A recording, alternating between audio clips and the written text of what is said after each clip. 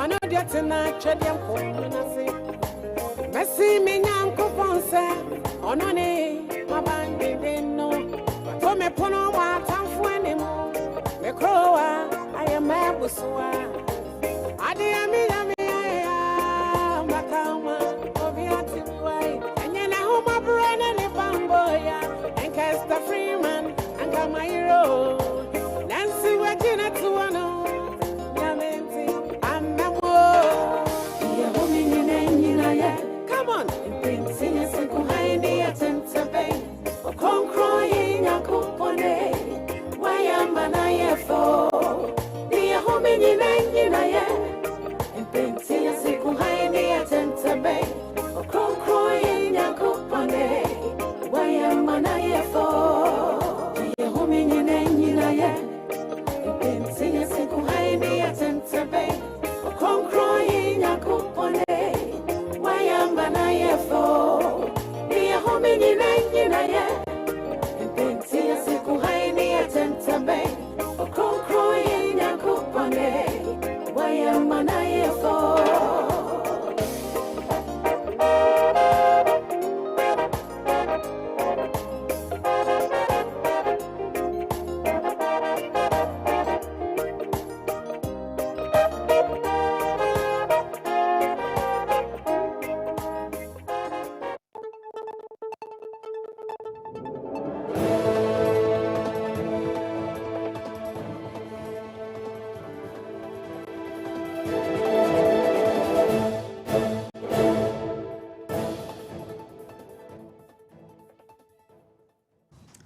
That beautiful song was Nyamiaye by Esther Freeman.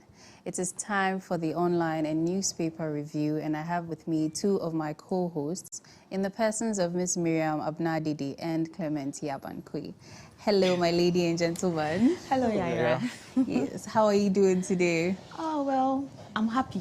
Okay. I'm happy because I just heard a very beautiful quote that said, I need to be happy. Yes. And that my happiness depends on my own actions. Yes. And so this morning, I've just, I'm being intentional about being happy because nobody will make me happy except myself. So I'm super excited today. Wow, that's beautiful. What Yeah, about so- you, Clement? Yeah, How are you doing? As Mimi said, I was so motivated Okay. by the driver of the motivational quotes. Yes. Miss Beverly did very well. You see, at her time, we get to understand that you are responsible for your own actions. Yes. So anything that happens around you, you are not supposed to blame anybody. So if you want to be a happy person, you need to create that environment for yourself. Yeah. You shouldn't wait for anybody at all to do that. And she did very well. Seriously, Yeah. I'm motivated. And I know viewers are also motivated. Yes, yes. That is the aim anyways. Yeah. That's, wow. I'm glad to hear this from you guys. So, my trend setters, trending news officers. What's new Yaira. today? A lot. Oh, I So, see. getting to the end of last week into the weekend, we had some kind of back-to-back strikes. Yes. From organized labor, UTAG, SNITS. It was quite an interesting week and weekend as well. Yeah. And the strike has been called off by the organized labor, and they've given SNITS a 1-month ultimatum to address their concerns. If not, they are going to return back into their beds. And also, there's good news because government has agreed to work on the salary structure for all organized labourers or government workers, Yes. effective January 1st, 2025, and that is also some good news in there. Yeah, it's true. That's very true. Because this salary structure thing has been an issue that it bothers a lot of people because you could be on the same grade here and Charlie, you're taking more money. Ayara, it's a good news, as Yeah, she it said. is. But in other side too, they should have implemented by next month. Oh, no. Yes, It may because take some It time. makes sense The for them reason to being add it that- to the next financial year. Yeah. that you is know. 2025. Yeah. Because the budget has already been drawn for Yes. this year. The reason being that how sure are we that in 2025 we will You still see, have such people also in One thing administration? government should take note is that organized labor constitutes majority of Ghanaians. Yes, right? that's very And so true. if they all decide to stop working, we all witness Yeah. what happened. Yes. And you And know so that they should be something that will even motivate them to work Yeah. as soon as possible on their salaries. And you know, the labor union is here to hold the government accountable. Yeah. That's true. If the labor union, like they declared the strike, Yeah. Yeah. if everybody decides to stop working, all civil servants, the country will collapse. It will. You know, Yeah. so It will. as they also make their demands known, the government must also listen. Else, there could be consequences. But of Yes. course, they have to also be regulated. That's why there are labor laws and things like that. Exactly. So. So as she said, that's the only trending news, major trending news. Yeah. Because as organized labor released a statement on strike, that was on Friday. Yes. I think, was it Saturday or that same night? That SNET same day, SNET they also terminated- released Yes. another media house that they've You see caught how they are working quick. It's not Yes. easy. So we're It's not hot. waiting for, So, you know, that Tahira, kind of thing. the issue here is I could see that organized labor is now the major force that is pushing government to the wall. Yes, Because it's quite that other bodies that assume to be doing that. Yeah. Seriously, They've relaxed. the governments have been able Yes. to maneuver their ways into. So organized labor is really doing well. And it is Yes. good for us because once they stand on their feet and make sure they hold these organizations accountable, they will not be likely to do any, underhanded Yeah. processes I or get it. things that Yeah, would, we be to the just detriment pray of for the leaders Ghanaians. of organized But labor. Yes. you see, UTAG called for a dissolution of Yeah. the SNET management board, the top Yeah. management. And I've been thinking about it. So I asked myself, if my mom or my dad was to be part of these people, will I support, the move by The- UTAG? Mimi, Don't you I think they should be considerate? Mimi, the Well- issue is, let's take away the fact that your mom or your dad. We are talking about the large interest, the Yes. interest of the people. So whether the person is your mother or your father, at least let's put that one aside. Yes. So the reason is, why is Utah calling for that? Over the weekend, Saturday, I was watching one of the media and they were giving nice interpretation to this. Yeah. So one raised a concern that we have rep of organized labor, Yeah. part of the board. So they assume that the members of the board could have brief organized labor Labor on on the that. process, Yes. everything going on. So that is the basis that I think UTAG is saying that then they should dissolve they the need board. public But let's trust. leave to organized labor. I believe they But would do even looking at the issue at hand, selling 60% of shares yeah, to a private. a private body, that is not in the interest of Ghanaians, if we are being honest. Sure. Because 60%, that's And more even than SNET half. does not have the power to do that because Uh-huh. they are just controllers of people's, You Yes, see, people's so you money. realize So- that all of this does not have a good repercussion to come if we look at it that way. So I think it's good that they are standing up. It's good that UTAG is, they are getting support from other unions as well. That's And I'm sure this would serve as a sort of beacon to other unions to actually be able to stand up and do what they are here to do. Because you are a union for a reason. Yes. You are supposed to voice the opinions or voice the grievances of everybody that you represent. That's why you were elected or voted or even appointed into those places of power or positions. Yes. But See, I think Clocksack has done very well. Oh, yes, Because during the Clocksack. strike, some of them were trying to come to work, but still, Clocksack stood on their feet. Hey, You So know, I last saw Friday, we saw The Express yeah. updates, yes, and There was a lady very going wonderful. around Yes, a woman. announcing that they shouldn't listen to their bosses, they should stay, They should stay at home. at home and other things. yes, I even heard about the task force and I was Yes. scared, but we are glad all that is over and we can make headway. So let's get into the newspapers quickly. Okay. So Miriam, what do you have for us? Okay, so as usual, I have the Daily Graphic newspaper with me, and boldly in front, we have a story that says 1.9 million youth idle, no work, no training, no education. And this is a report by Charles Benoni Okain. So let me read a portion of it so we can move forward. So according to the Ghana Statistical Service, it has found out that almost 2 million youth in the country are not in education, employment, or training. Now, these people are noted to be between the ages of 15 and 35 years.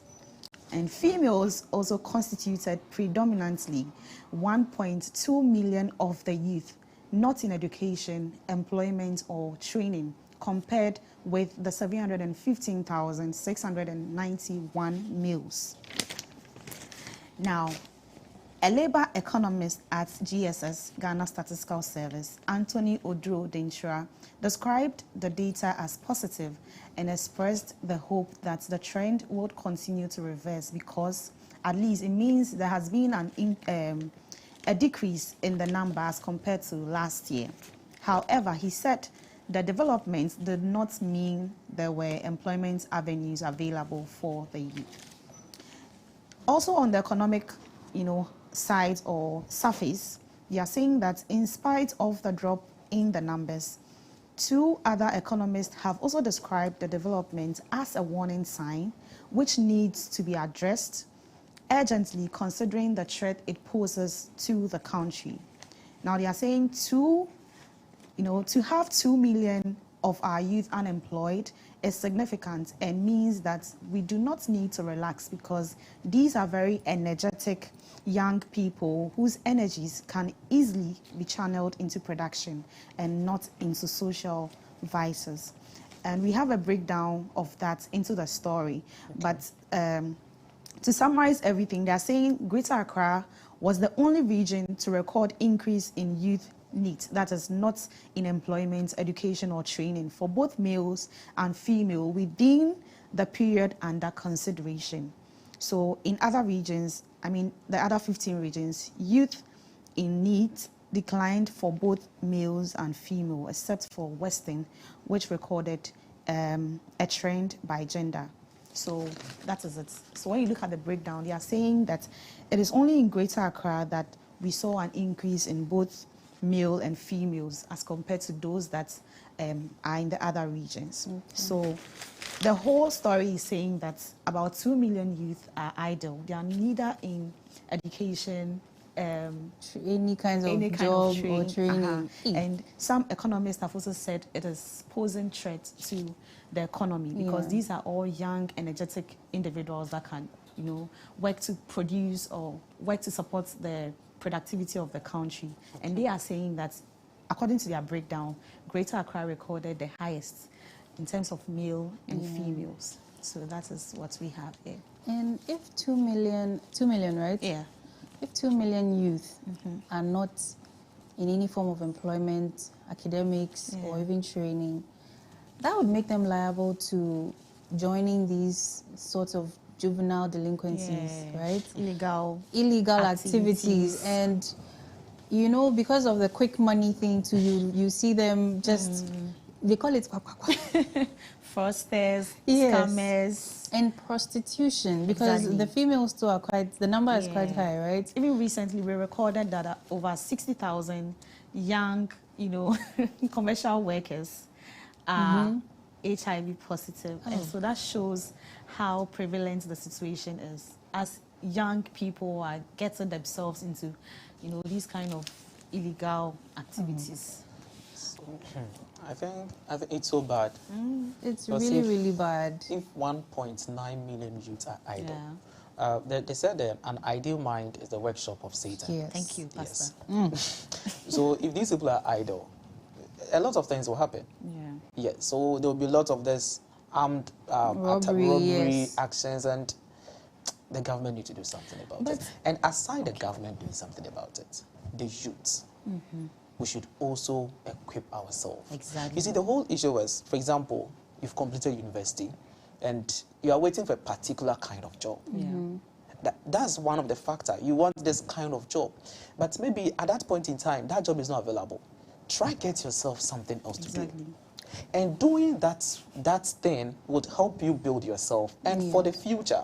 Because most of us, we are new to the environment we find ourselves. But because that is what is available now, put yourself in it and do something. But if you try to stay home thinking that the government will one day call you out for a job, oh, trust me, you'll be in the house for long. People also say that they should find something to do, start a business and the rest. But sometimes we're not being realistic with them. Exactly. These are people probably fresh out of school, and the capital to start this business you are telling us to start, where is it? So Yeah, there is okay. always a way. There is always a way. There is always a way. If only you set your mind at whatever you want to do. Sure. I know there are so many people out there that are willing to support people.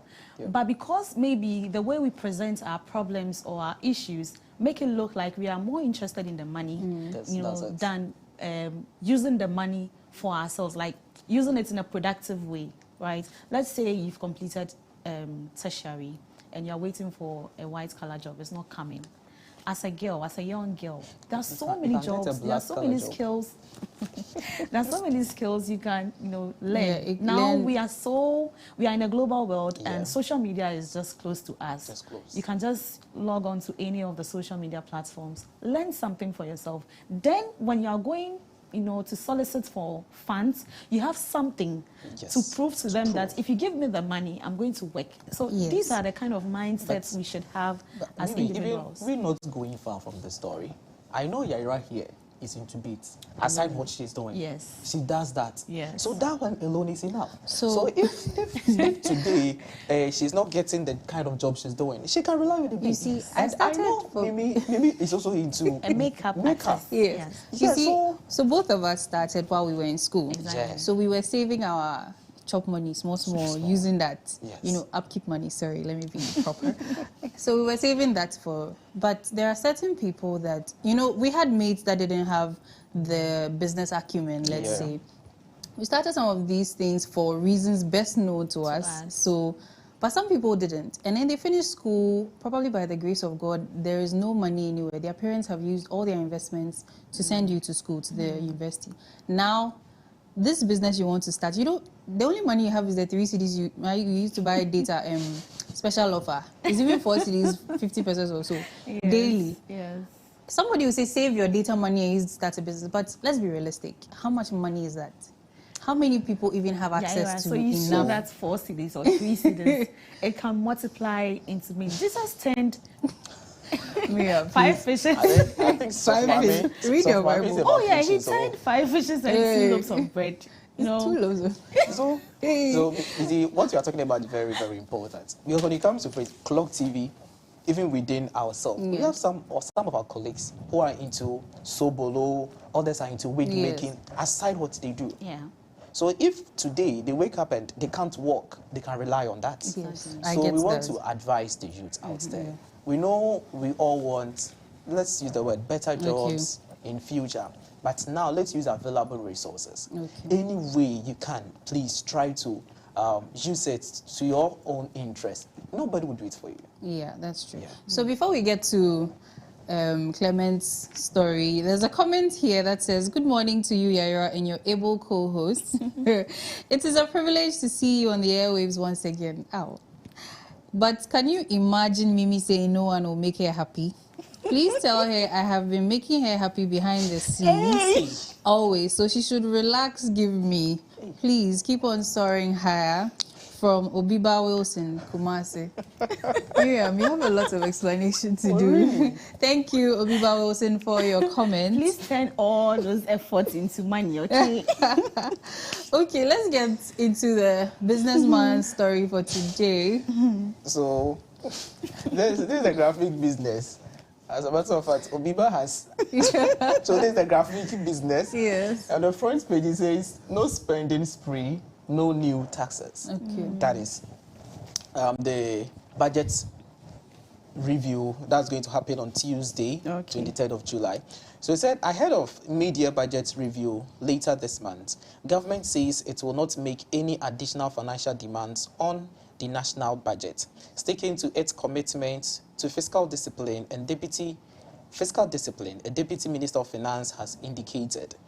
With 5 months left to the 2024 presidential and parliamentary elections, the government is determined not to fall for the pressures to overspend its budget and would therefore stick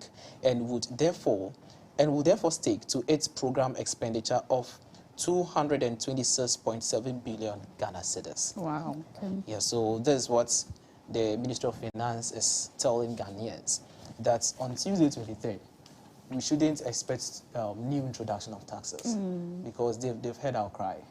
So we are hoping that on Tuesday we will not hear anything like new introduction of taxes. Yes. If not, we'll take them back to their words. That's true. And you see, we are in the election season. Yeah. And whenever election approaches, people now think, Charlie, they're going to spend more. Yeah. They're going to spend more. Yes.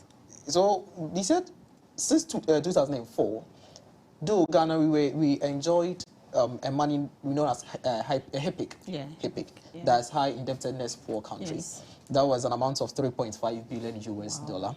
So aside that money, we still had a deficit as to the elections. Okay. A deficit of 3.2%. Though our target was 1.7%, but still we had a deficit of 3.2%. When you go to 2008, we had a deficit of 11.5% against what we projected as 4%. In 2012, we also had a deficit of 12% against 6.7%. In 2016 general election, we also had a deficit of 8.7% against 5.3%. And in 2020, COVID-19 coming in, Yes. I think Electoral Commission told us that they were able to save some money. Okay. But aside what they did, we still incurred a deficit of 11.7% against our target that was 11.4% as GDP. So analysts are raising concern that we are in election year. So are we really sure that they are going to go by what they've said? Because over the years, since 2004, every election year we incur a deficit. Yeah. Actually, a deficit is when your expenditure is more than the revenue. Okay. So when the expenditure of elections, what we budgeted for, turns out to be more than the outcome, then like we are at a loss. So the question is, where will we get that money to service the debt from? Well, I think governments can, set priorities, towards the elections. There are certain things that we should not do as a government. We should not spend money on, major campaigns and, and there is this saying that when you see a big political billboard, then it indicates that it is an incumbent government, so that kind of perception of spending money, I think they need to set their priorities and then take out unnecessary spendings so they can, live within their budgets. I also think they can enforce certain laws for the political parties to use their own internally generated revenue to fund their campaigns and leave the government money alone. With the elections or political campaigns, political parties fund their own. Yes. So governments, what they majorly do is the activities of Electoral Commission. Yeah. Yes, and one or two things. So they fund Electoral Commission, but for political parties campaign like that of NDC, NPP, and the rest, the political party themselves fund their own So are you campaign. saying the incumbent government does not have any support for their, their presidential candidates? The incumbent government is New Patriotic Party. Exactly. So every funding will come from New Patriotic Party. It will not come from No, so the I don't Nana-Addo, believe. led administration. Oh, Nana-Addo is MPP, so any man will come from MPP. Okay, let's take. We've got comments here. So, Sefas Dosu says, "You guys are looking so good. Thank you, Sefas." Thank you, Sefas. And then he says, him again. He says, "Hey, Mimi the mermaid, Obiba mermaid, hashtag Obiba mermaid." Obiba. Thank you so much for your comments, Sefas. So yes, so on the online front, we have our first story here that says that 13 arrested for illegal encroachment on Teshi military shooting range. So 13 individuals have been arrested by the police for illegally filling and constructing on the sections of the Laboma and Teshi military shooting range within the Kweshi Lagoon area.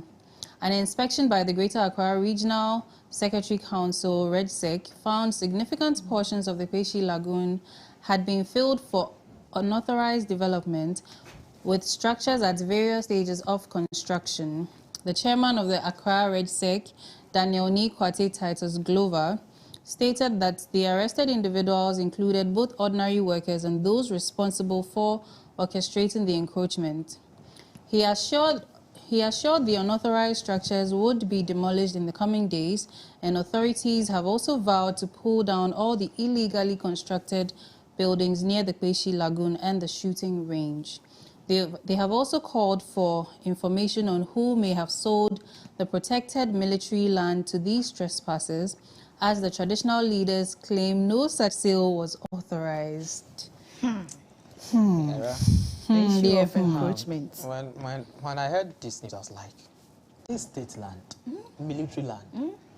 And the news says that the chiefs, Yeah. they said they don't know who sold the land. So and I who know did? the military too Yeah, will they are come out not- to say they don't know who Yeah. did that. So the question, yes, that's the question you asked. Who did? Who did? Because I would, for example, I won't just stand up, go to someone's land and start to build. Well, we can also, I'm sure there are these scammers. You know, someone can just get up and say, oh, looks like this for me. Don't worry, I'll sell it for you. You know, that those extent. things, and just forge some documents. And then, so it could be that, you know, but this thing is Yeah, multifaceted. yeah, I shouldn't think take it to scam. there is, you know, some kind of mischief Going about on, this. yes.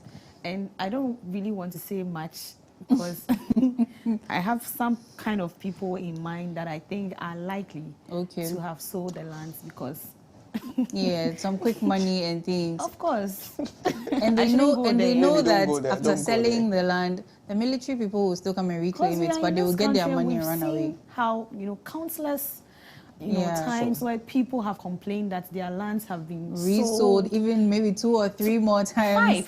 5.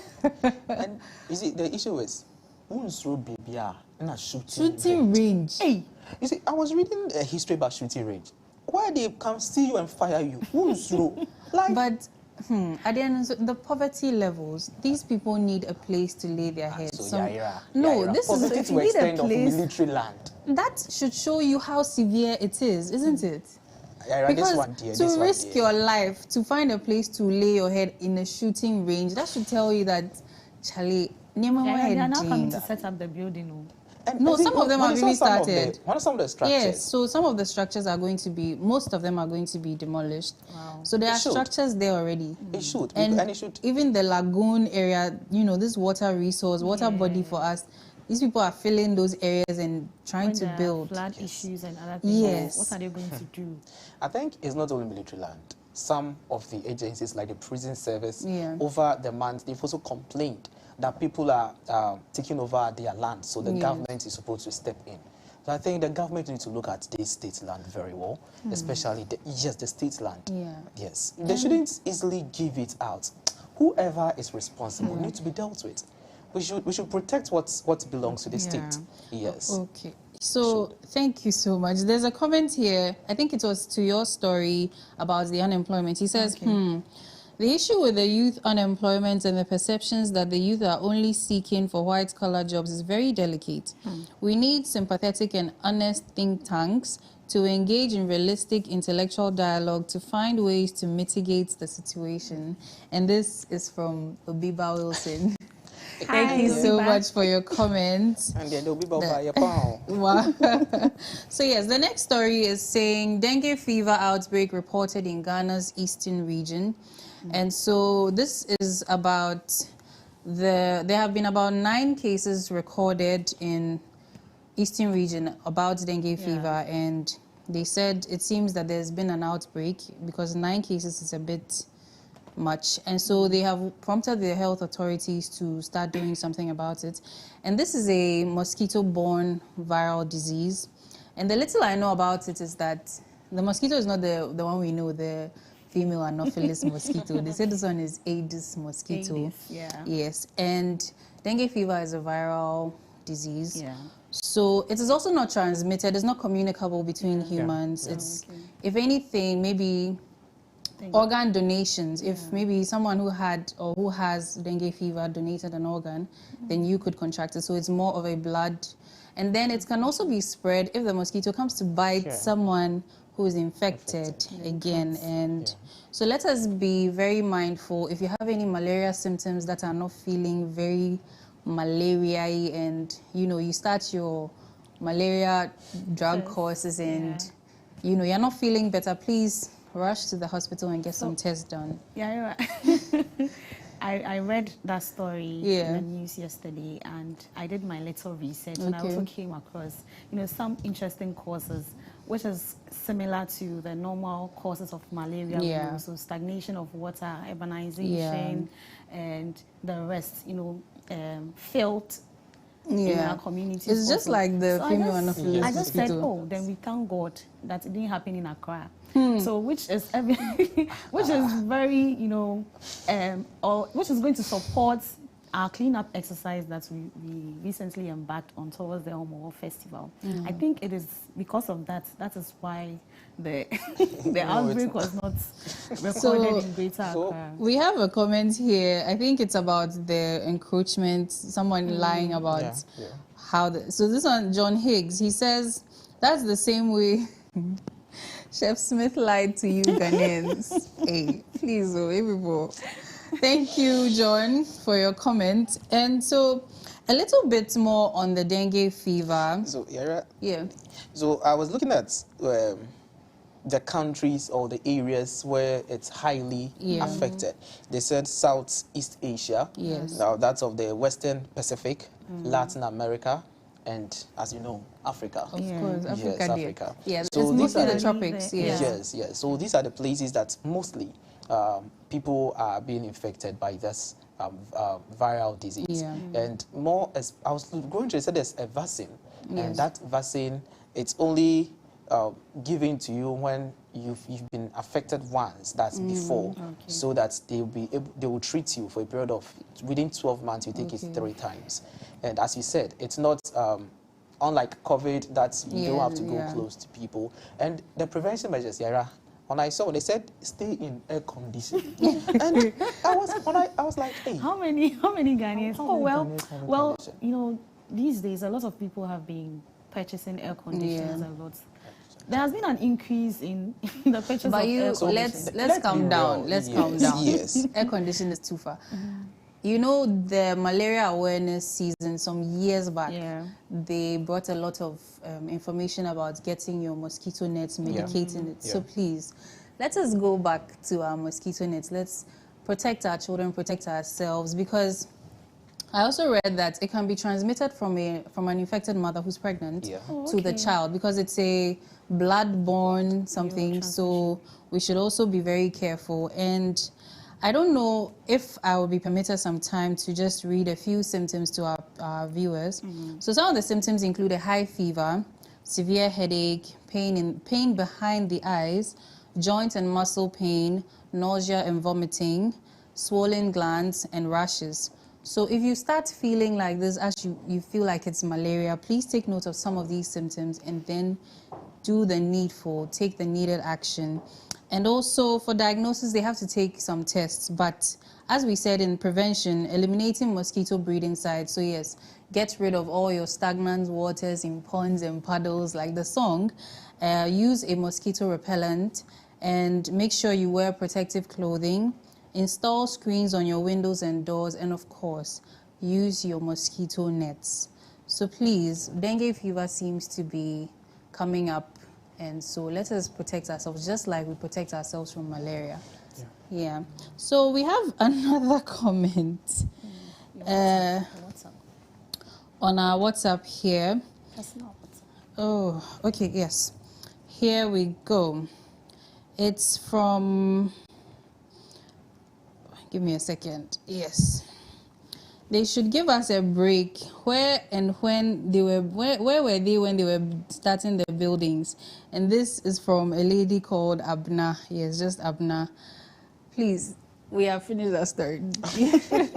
Don't bring your comments. So yes, the last story is saying, war killings continue with the latest victim, a bus conductor found murdered. So yes, it says the state of unexplained killings is plaguing the Wa municipality in the Upper West region has continued, and with the discovery of another victim, a male bus conductor named Richard Opoku. According to reports, Richard had accompanied a salt-laden trailer to Wa, but was unable to unload the cargo upon arrival. He was invited to spend the night at the salt owner's house, but chose to rest on the veranda instead. And the following morning, traces of blood were found on the veranda, leading to the discovery of Opoku's body behind the house with his throat slit. The latest killing brings the total number of victims in the so-called Wa killings to 17 over a relatively short period of time. So the Member of Parliament for Wa Central, Rashid Pelpool, has called on security agencies to intensify efforts to apprehend those responsible for these mysterious murders that have gripped the community in fear. And the police have also arrested the salt owner and the trailer driver for questioning as part of their investigation. 17 killings. Wow. What could be the reason? Is it rituals? It's sad. You know, looking at how the person was murdered, they said... Yeah, his throat was slit. So this should tell us that it was premeditated. Yes. It was intentional. And these people are living within the Wa municipality. And so, you know, the arrest of the trailer driver and other... the salt owner, yes. I think is a step in the right direction. But when it comes to the processing or the processes involved, I think they should be very transparent. I mean, the police or whoever should be very transparent so people get to see the end, where the story is going to end. Because I always say that our judicial or our legal system in the country is weak, in the sense that sometimes we hear of these murder cases and then we don't know how cold, we know of our very own Major Mahama who died, and we didn't see how the process went and it was delayed. Like, it was very prolonged. Something that happened in 2017, we had to, be hearing about it in 2022. I mean, these are things that erode public trust in the legal system. And so if they are going to embark on, which this is not the first time this is happening. The other time, we sat here and we discussed a similar case in Kumasi. Yes. Which happened in Kumasi. So I think it is something that is prevalent in our country, and if something is not done about it, I don't know where we are heading as a country. So, and even in the community of Wa, the security agencies can set up, I don't know, a means of finding the perpetrator, because as much as, yes, the two suspects, the main suspects or the prime suspects are the salt owner and then the driver, it could be someone else too who had targeted that home. You know, based on the films, maybe a serial killer just going around killing, or somebody who is doing some rituals. There are so many options, and it seems as though we do not have the capacity to be able to handle these things. That's why a lot of murder cases just go cold. We have the capacity. So you see, this issue started way back 2022. Okay. That is the origination of this Wa incident. So in 2022, I think about 8 people were killed, of which most of them were security guards. Okay. And from there, the police stepped in. So the chief of Wa, that is Naf Seni Seidu Pelpool, just recently, that's on the 18th of June, they held a meeting that is with the security or committee and the traditional council at Wa regarding this. And the chief made a statement. I was so much interested. The chief said the police should present the reports on the previous investigation they've done so that the necessary actions would be taken. Because as at 2022 till now, almost 2 years now, there's no report on the investigation done earlier on about 8 or 13 people. So the chief is saying that this has made the youth relax. Yes. Initially, they stood that, no, they want to volunteer and guard the Wa community themselves. But because of this report, there's nothing to tell them, so they've relaxed. So on, I think, 18th of June, the Member of Parliament for Wa, at the floor of Parliament, told the second Speaker of Parliament. So the second Speaker have to summon the Interior Minister. Yes. That's Honorable Henry. That by 26th of June, he should come out with what is the plan, what is the way forward for the people of Wa. Because these incidents have been happening and there's no way out. So are we still going to be there? Now 70 people are gone. The question is, who next? Who is next? So we have a lot to do. So the Ghana Police Service, the Ministry of Interior, please, they should step in, because the people of Wa, are really, really crying. I'm not even going to blame it on they don't have jobs to do, and no, we shouldn't even go there. Because one could argue that we're in an election year, it could be for rituals, to secure there are so many ideas as to what's going on, and we don't want to believe the aspects of rituals. Yeah. What we are so much concerned about is we want our people safe and sound. Yes, that's So true. no matter who is involved, being that you are using them for rituals, you can go for goats and other animals for your rituals if you want to. Not human beings. Yeah. Yes. Because, as you said, this man, a conductor, he left the family. He's going Went to die work in another and come place, back yes. and went to another place. Wambabi. So if the family should hear of this news, what is the next action? that's very devastating. That's very, for yes. them. So we are Yeah, calling our the... police service needs to set up the forensic teams in the police service. All those bodies that are supposed to, handle the investigation should please sit up and do something about this, because lives are at stake here. So yes, we have one last comment and then we wrap up the online and newspaper review. And it's from Kwame Opito. He says, "Good morning, Coco Digest. Please, I'm watching you live from Takoradi. Please keep the good work you're doing. Clement, you're looking good." The person didn't see me. Right? But we thank you. All the comment today has been Mimi. Only one for I want me. to take all the comments. You, Clement. please. Bayara Akawo. Nyeri, my comment is with the Lord. So this brings us to the end of the online and newspaper review. Thank you so much, Miriam and Clement, and I hope to see you again on Thursday. And so up next, we have the lifestyle segment. And you watching, I am very sure the last time you heard about air pollution was in primary school, right? Yes. So Miriam and her guests are going to teach us, refresh our memories on air pollution, everything about its prevention, remedies, everything. So just stay tuned. Miriam will be here with her guests shortly.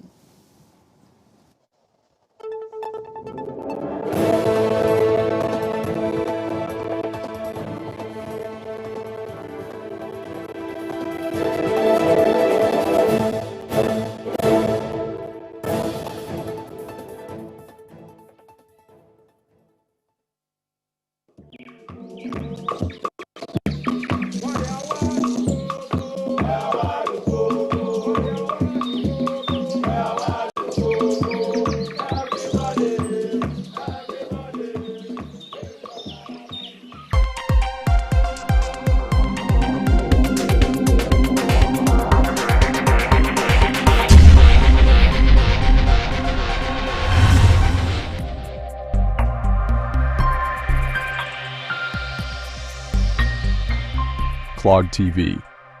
Beyond the policy. As in today's world full of information, we sift through the lot to bring you credible, timely, and informative news updates. We give you true happenings, detailed stories on our news line to make sure the public is well informed. When it breaks, we are there. Being it local, international, and business, Express Update is always there to cover. And in the world of sports, we bring you the best sports updates locally and internationally. Join the news team on Clog TV for all your news updates. This time I will make damn sure that he stays dead.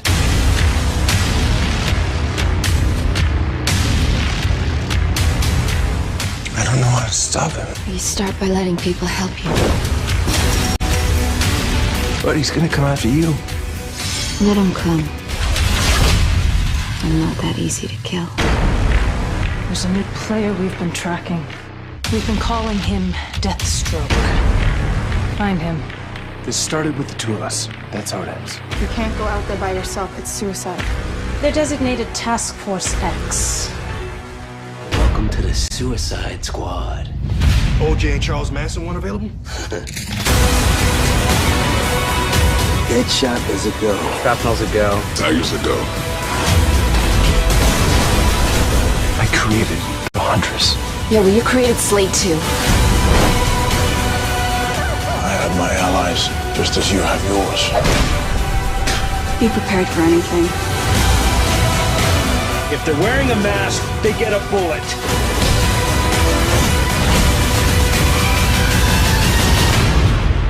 Once you let the darkness inside, it never comes out.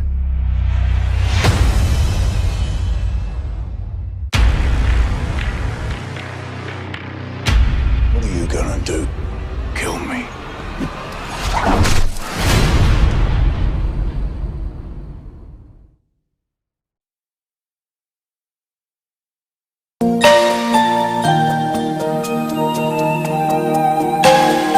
prepared to be uplifted and inspired by the heavenly sounds of the gospel.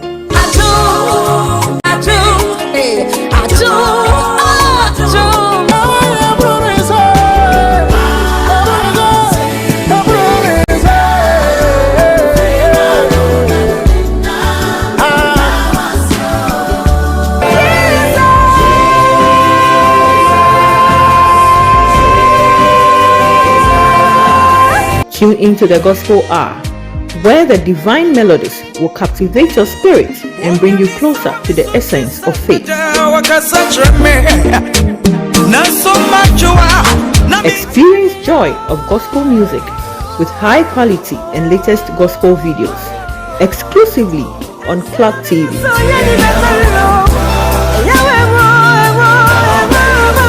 Where are you? I got a 1013. A Vic near Center Street. Liv!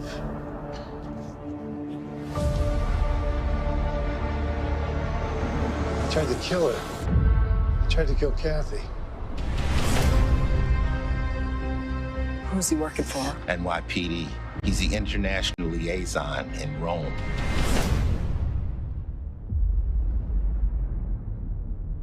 I want answers. Closure.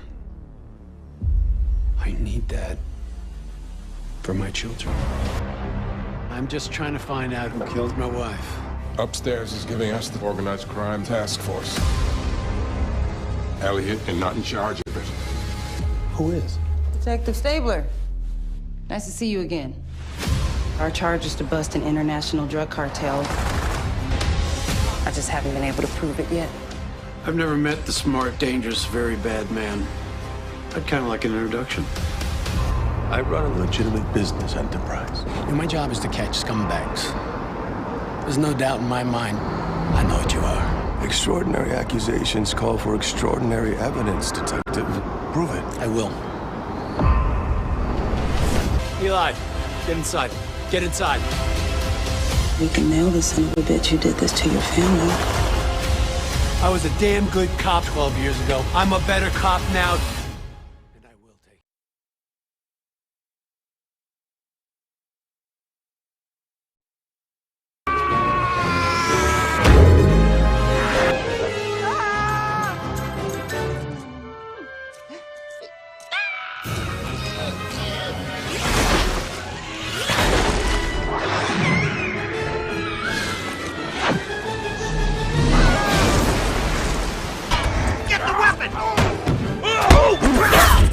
Tigress!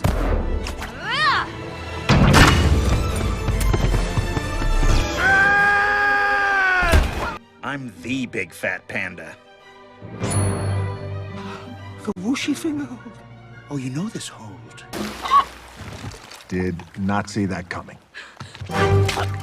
Choose someone else. Please. My gun, Kane. I need the gun. You will have... Tune into the Gospel Hour, where the divine melodies will captivate your spirit and bring you closer to the essence of faith. Experience joy of gospel music with high quality and latest gospel videos exclusively on Cloud TV.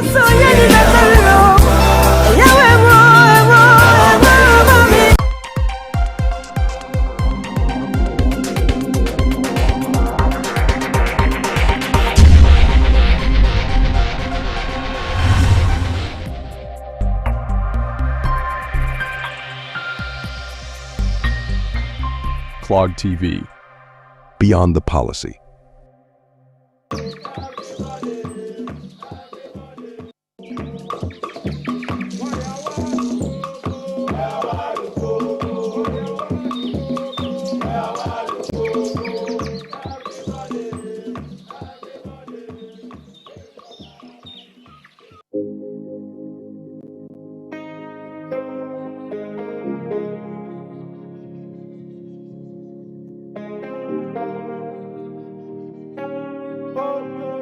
Sabani music. Sabani music.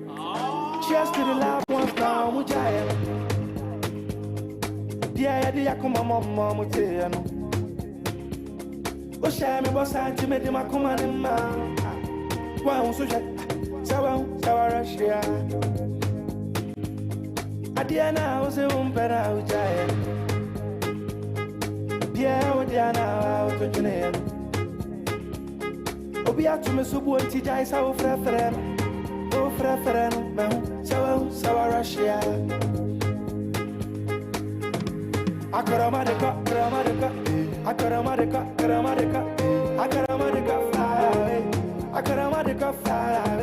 Akarama de to fly. Sawa Russia. Akarama de ka fly away. Akarama de ka fly away. Akarama de to fly. Sawa Russia. I am free, I'm pleased. Dami amemwa kie kumisumsum. The ending and the anga me dazimbo. But it's alright, I'm not trying to fit in again. Not again. If I'm a command out, I'm not go crazy. No, not again. If I'm a command out, I'm not go crazy. Dancing, I'll be so dancing. Exciting, life's exciting. Like it, no more you're fighting. Near you, no more you're stressing. I'm a dream ground. Sawa Russia. Dancing, happy so dancing. Exciting, life's exciting.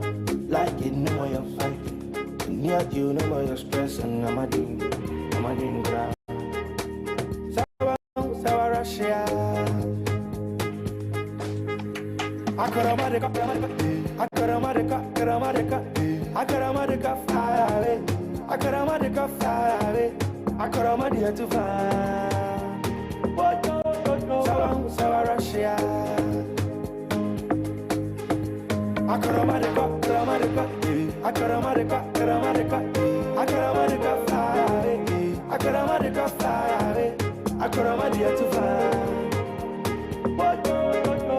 Sawa Russia.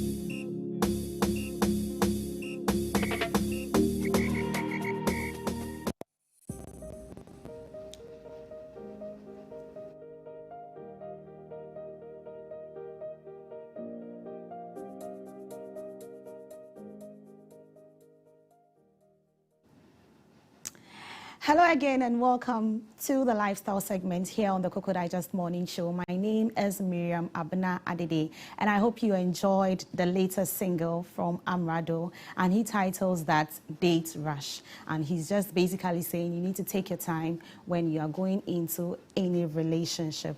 Welcome once again. It is still the lifestyle segment, and today we are discussing air quality and we are looking at the impact of air pollution, on our lives.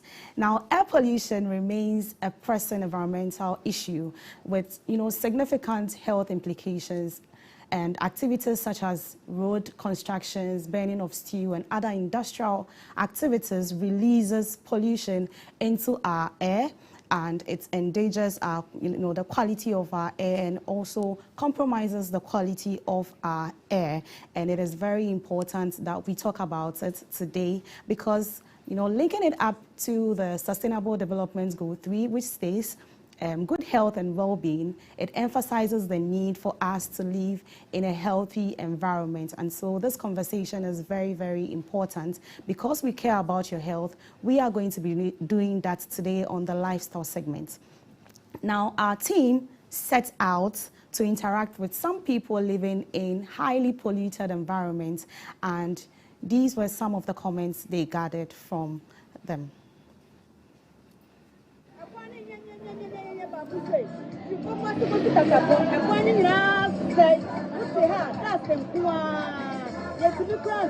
say, and then you will not miss that.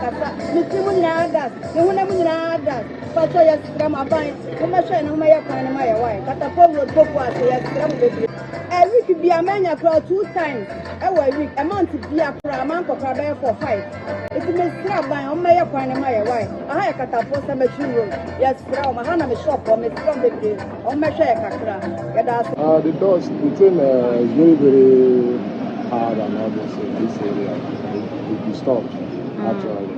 So, but what can we do? So we do after that. We go to pharmacy, take medicine.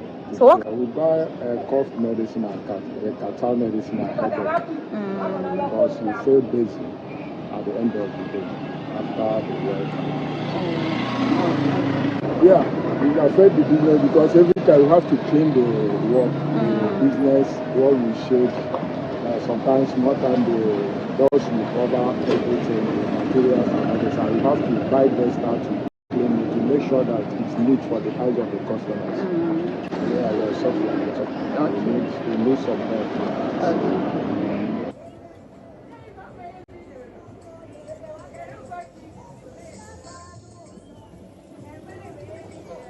You can see we are working on the roadside, and the roadside is not neat because of the dust. Everyone is coming here nowadays. They are stopped coming here simply because of the dust. And then we are also having a problem with the dust. Even last week I go to the hospital about the dust. But the thing is that the road is very difficult for us to stay in this place. And here also, especially when it's raining, it's west. And the thing is that when customers are coming inside, they don't want to come inside because of the dust. And then nowadays, I'm thinking maybe I have to stop the work because of the dust and other things is going on. Because I've been going to the hospital since maybe 3 months to 5 months ago. But for now, maybe I will see because I need money to do something. Something will help me in the future. That's all I can say today. You see, I'm back again. You can see my dress and my uniform is so dirty. Simply because of the dust. Can't you see there too much cars and other things are passing? We need something to do it on the roadside, please. We need our help on this place. And I don't know this place because I'm new here. And I want people to come and see us. The roadside is difficult for us to work this place. I don't know what is going on nowadays. The people are in Pokwasi wanted to do something for us, but some of the people they are there, they don't want to do it. So for now, I'm pleading the government or some of me, my English is not good though, but I don't know, maybe I can be a little bit perfect. But the thing is that we need something. And those were some residents living in some, polluted areas here in Accra. Now, understanding the severity of the situation, we also interacted with a pharmacist who sells drugs in that same area, and this was what she had to say.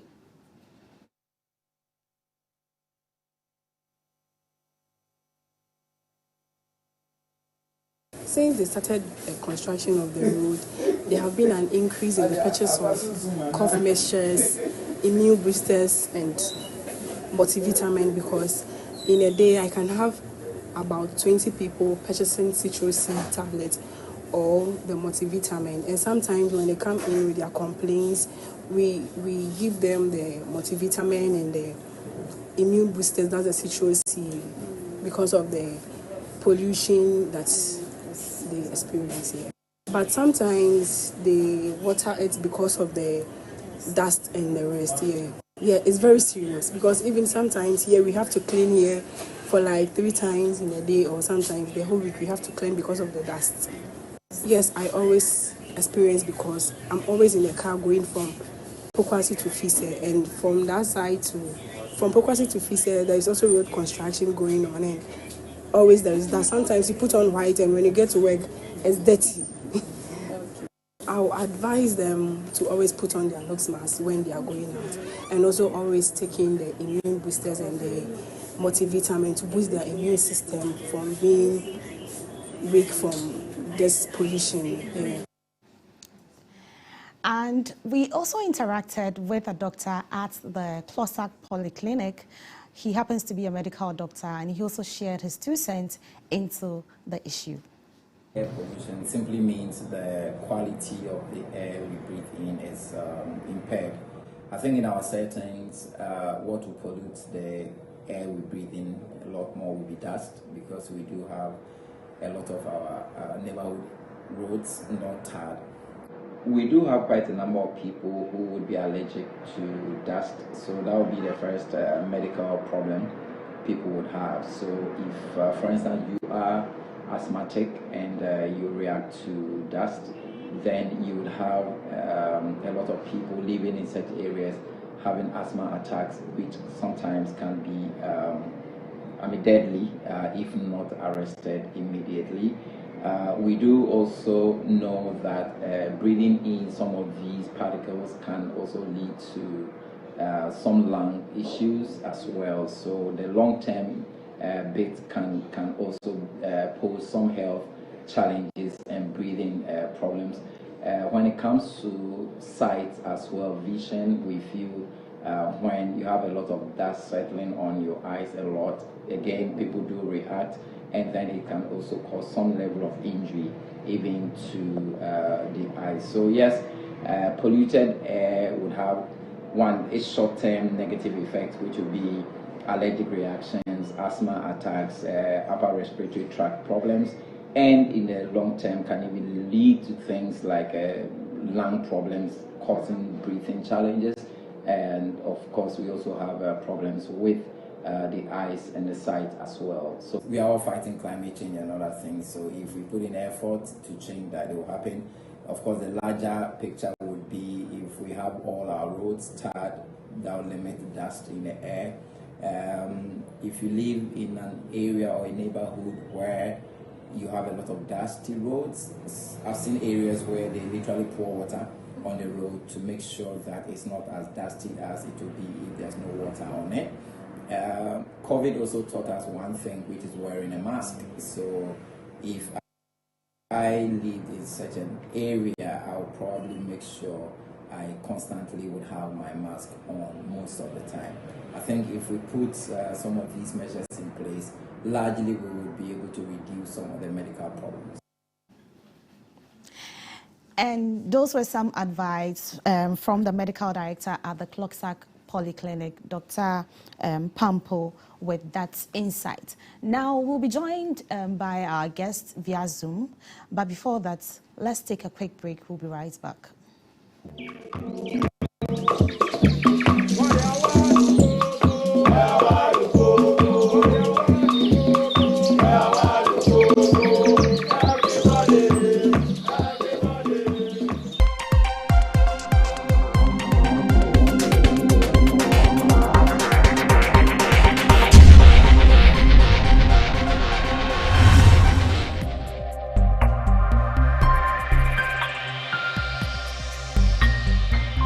Clog TV, Beyond the Policy. I just want to take a moment and thank everyone in law enforcement who helped us in the search for our beloved daughter. There's no point hiding things from me. You're psychic. No, just paying attention. I've been watching you and your husband. I understand what you're feeling right now. You have no idea. I do. I know. Did you kill your daughter? How dare you? Did you kill your daughter? Jude, please. Honestly, it's not as bad as it looks. Classic Red John smiley face. Drawn in the victim's blood. Gloves with 3 fingers of his right hand. This isn't Red John. In all the previous killings, he made sure that the first thing that anyone sees is the face on the wall. Then, and only then, do you see the body of the victim.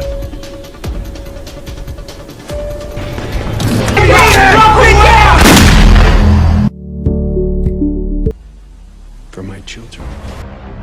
I'm just trying to find out who killed my wife. Upstairs is giving us the organized crime task force. Elliot is not in charge of it. Who is? Detective Stabler. Nice to see you again. Our charge is to bust an international drug cartel. I just haven't been able to prove it yet. I've never met the smart, dangerous, very bad man. I'd kind of like an introduction. I run a legitimate business enterprise. And my job is to catch scumbags. There's no doubt in my mind. I know what you are. Extraordinary accusations call for extraordinary evidence, Detective. Prove it. I will. Eli, get inside. Get inside. Experience the power of music that transcends language and touches our souls. Videos captivating you daily, bringing forth emotions and expressions that words alone can't convey. Let the rhythm move you, only on Clock TV. Tell them what they happen. To send the mix.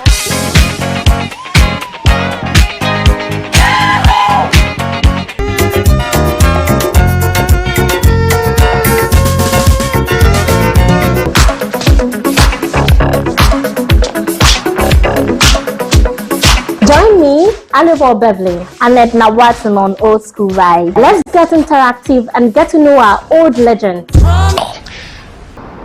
There's no doubt in my mind. I know what you are. Extraordinary accusations call for extraordinary evidence, Detective. Prove it. I will.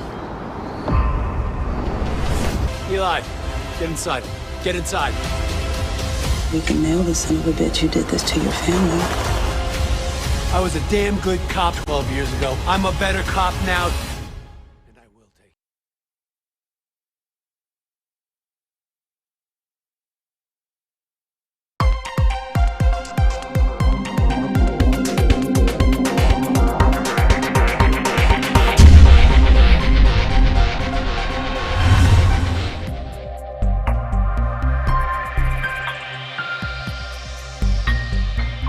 Clog TV. Beyond the policy.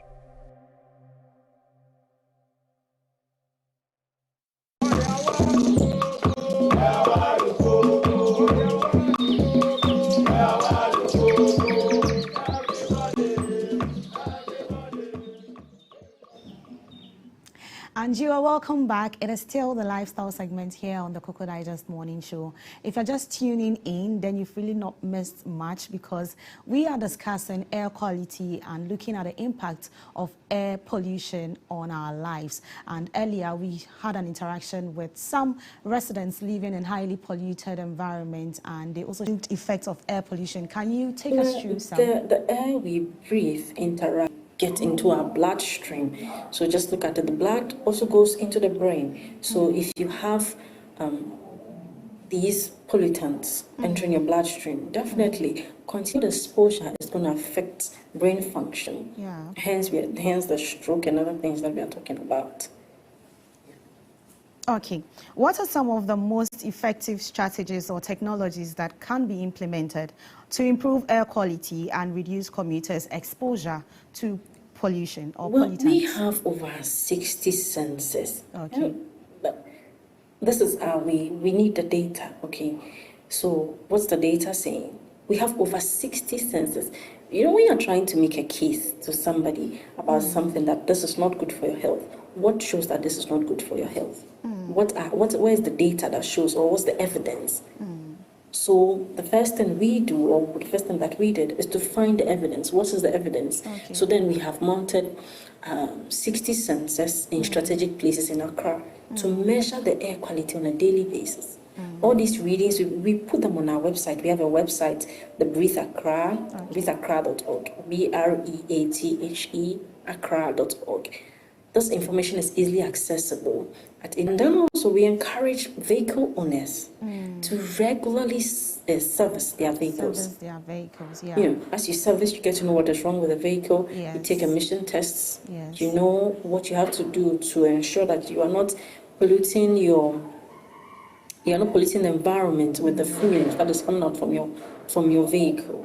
Okay, you make sure that your vehicle is in good condition, not polluting the environment. Yes. Sure. And then also, as for because the commuters, let me say, there are children there, there are elderly people there. Yes. They are vulnerable. Yes. We have people selling on the street, they make their livelihood on the street. Yes. They are constantly there. So how do we protect these people?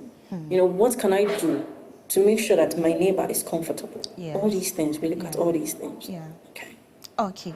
So from where you sit, what is your outfit also doing to mitigate the situation in terms of policy changes and also societal shifts in solving the situation or mitigating the situation, actually?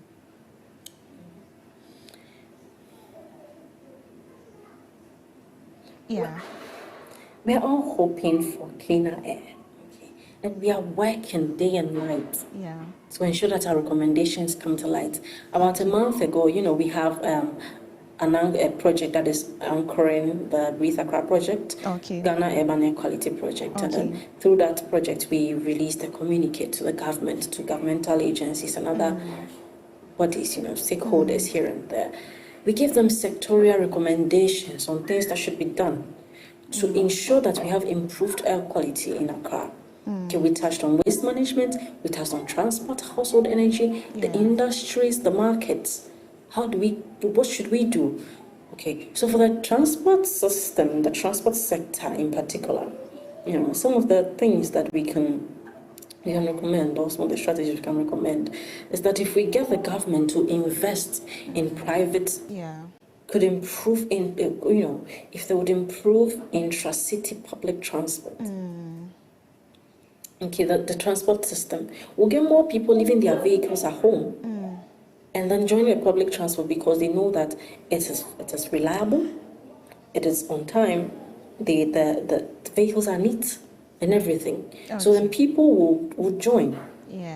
Because I know that I'm going to join the bus and it's going to move at exactly 6 a.m. Yes, it's going to move at 6 a.m. Exactly. And I know that the vehicle is neat. I will join. Exactly. The vehicle will get to my destination on time, and then I don't have to be in traffic for too long. Yes. It would entice people to join, and that would help reduce the traffic situation we find in Accra. As it's reducing the traffic situation, it's reducing emissions. You know, there are so many we can go on and on. But then when we look at us, for us in particular, you know, we can't do everything. We are doing our bit, we are doing our best. But as I mentioned earlier, we are constantly sensitizing communities, schools, marketplaces. We just get in touch with the people, okay? Get to them and find, you know, educate them. What are they doing that is causing them to be exposed to air pollution? Hello, Daddy. Can you hear me? Okay, I think that is all that time will permit us here on the lifestyle segment, and I hope you really have learned something from today's, you know, interactions. We brought you insights on the issue of air pollution because we care about your health. We want you to live, you know, a proactive life so you live healthier on earth before we all die. And so, yes, it has been me, Miriam Abena Adede, on the lifestyle segment, and I have a few comments here. This is from Sewa. Sewa is saying, Mimi, you look good. Thank you so much, Sewa. And I'm Nanayao from Kaswa, and I'm watching you live on Facebook. You are doing so well. Thank you so much, Nanayao, for bringing in your message. So just as I said earlier, this is where we draw the curtains on today's discussion. I hope you learned something. Don't forget that your health matters a lot. And so if you're stepping out or you find yourself in highly polluted environment, you need to make sure that you are being proactive enough. You put on a nose mask, you take, you know, citrus seeds and other, you know, vitamins that is going to help boost your immune system to stay fit for us. And so my name is Miriam Abena Adede. Up next is the birthday segment with me. And so you have to stay with us. We'll be right back. I heard today was your birthday.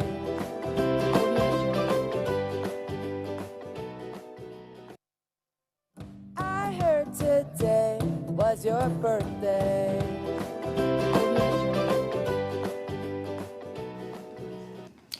And it is another set of birthday celebrants here on the Cocoa Digest Morning Show. And we are starting off with our first celebrant.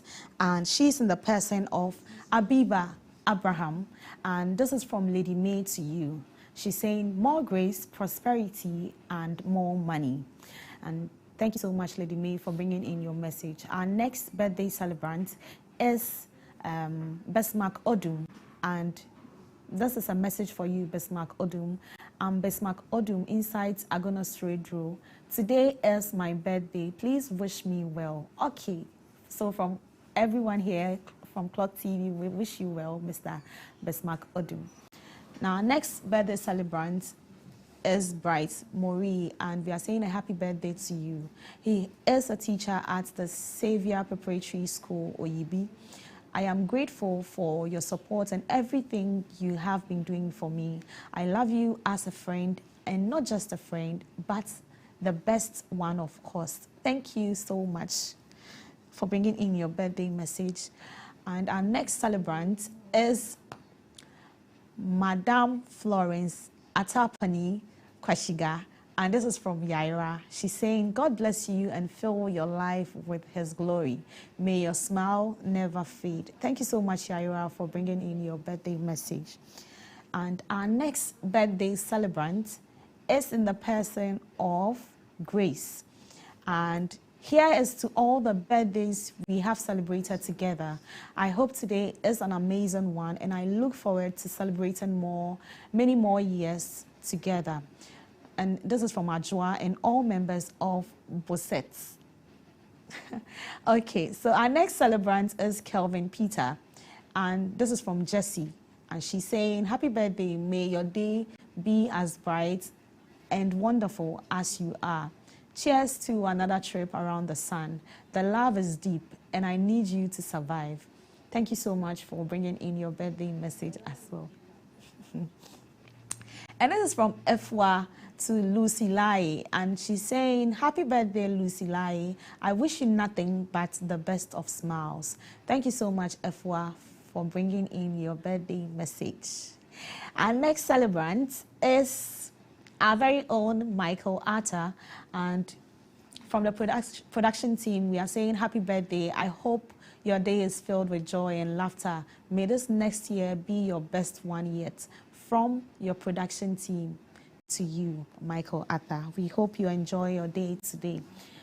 And this is also from, okay, so this is to Osei Richmond, and we are saying, may God richly bless you and your household. Osei Richmond, a student of Accra Technical University, level 100. Love. Okay. And this is from me to my very good friend, Nanaba, and she happens to be a senior executive officer at, I hope I can see this. We'll talk about it later, but Gloria's birthday, sweetheart. You are deeply loved and appreciated. Remain blessed and happy always. Keep shining on. Thank you so much to myself for bringing in my birthday message.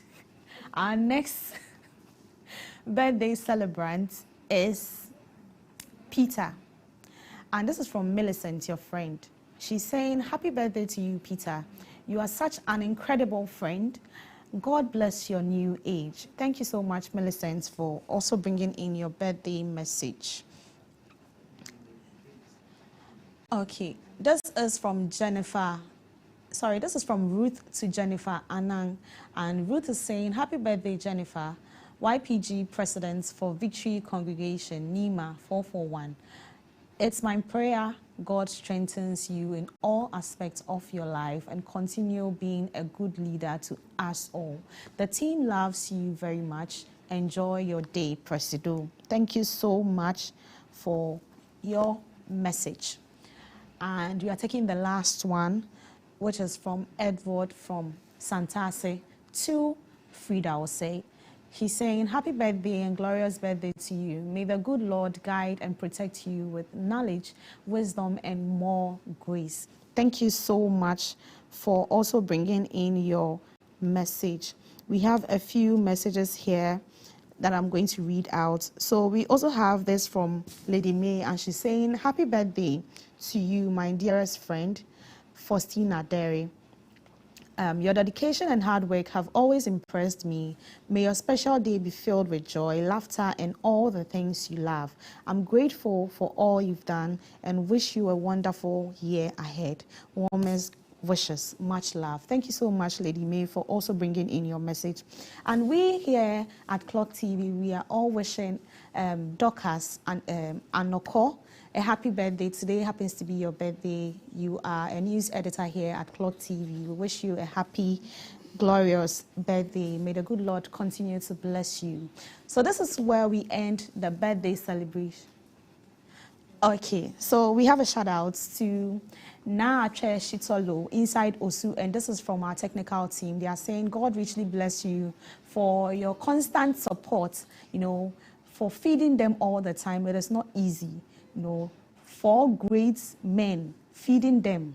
It is not easy. God bless you, Na, for all that you've been doing for our technical team. So my name is Miriam Abena Adede, and this has been the Lifestyle, you know, Kum birthday segment here on the Cocoa Digest Morning Show. Up next is the business segment with Clement Yabankwe, and he's going to lead us into the world of business.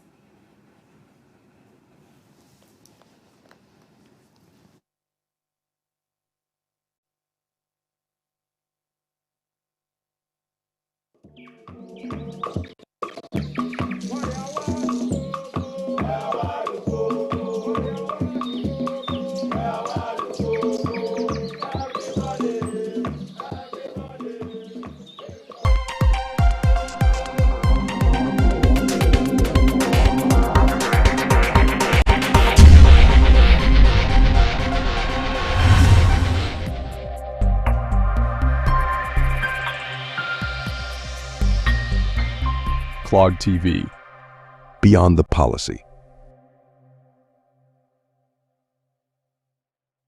I need my gun, Kane. I need the gun.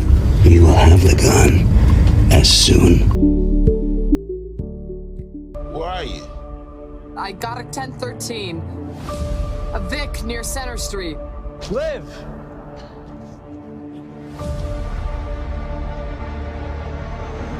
Tried to kill her. Tried to kill Kathy. Who's he working for? NYPD. He's the international liaison in Rome.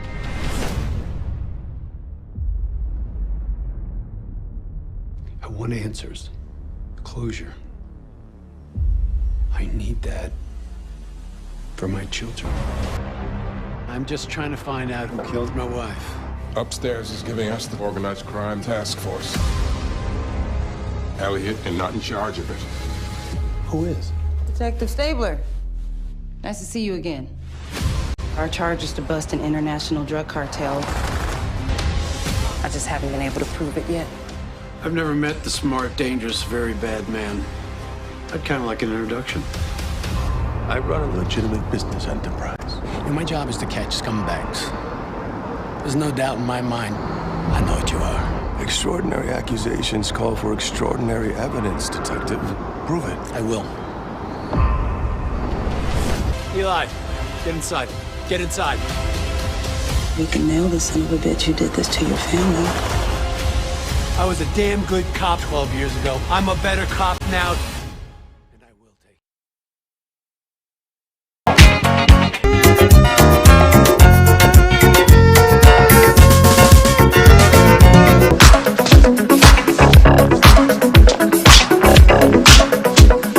Join me, Alibor Beverly, and Edna Watson on Old School Ride. Let's get interactive and get to know our old legends.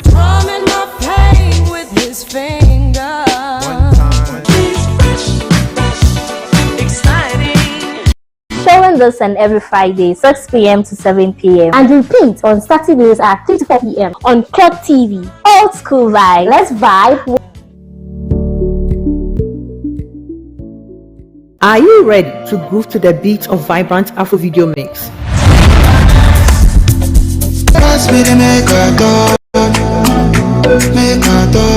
When you there, I say now you are the ones. You the make all the mad. You the rush far away, me more. I wanna be with you, but you know they got enough time for me. Celebrate me. Now when I day alive. Experience the power of music that transcends language and touches our souls. Videos captivating you daily, bringing forth emotions and expressions that words alone can't convey. Let the rhythm move you. Only on Clock TV.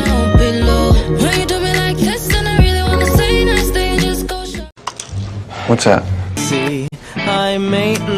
What does that tell you? Nothing. It's fun watching him blink. And no, I do not have a pain management problem. I have a pain problem. But who knows? Maybe I'm wrong. Maybe I'm too stoned to tell.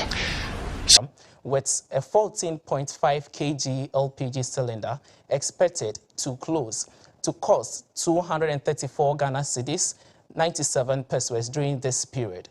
COPEC has reiterated its call for the government to either reduce taxes on LPG or subsidize its price to enhance nationwide accessibility.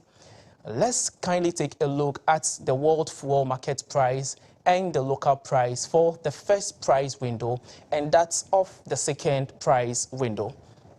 So with the first price window for the world fuel markets, as on the screen, this is the first price window for July 2024. This is the second price window for July 2024. As at the first price window, from 1st July, petrol was costing 816.61 United States dollar per metric ton. That of diesel is 788.32 per metric ton, and that of the LPG is 477.80 United States dollar per metric ton.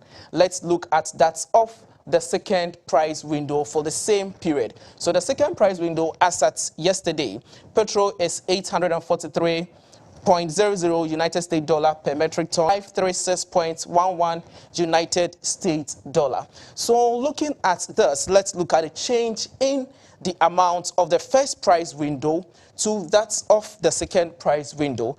As COPEC said earlier, that the cedi depreciation is one of the major factor or one of the major causes to the increase in petroleum prices in Ghana. So as at today, when you look at the change in petrol from the first price window to that of the second price window in United States dollar, is 26.39 United States dollar. For petrol, 26.39 United States dollar. That of diesel is 4 United States dollar, and that of LPG is 58.1 United States dollar. How is it so relevant to our Ghana cedis economy? As at this morning, our exchange rates, that's United States dollar to Ghana cedis, is 15 Ghana cedis 43 pesos. 15 Ghana cedis 43 pesos. So changing this United States dollar to that of the Ghana cedis, we have a difference of 407 Ghana cedis 20 pesos. As the change in petrol as the world fuel market price to that of the second price window in Ghana cedis. That of diesel to the change is 61 Ghana cedis 72 pesos. 61 Ghana cedis 72 pesos. And that of the LPG is 889 Ghana cedis 70 pesos. Fuel market, local fuel market. This is the local fuel market. This is the first price window for July. And this is that of the second price window for that of what we know as July, the second price window.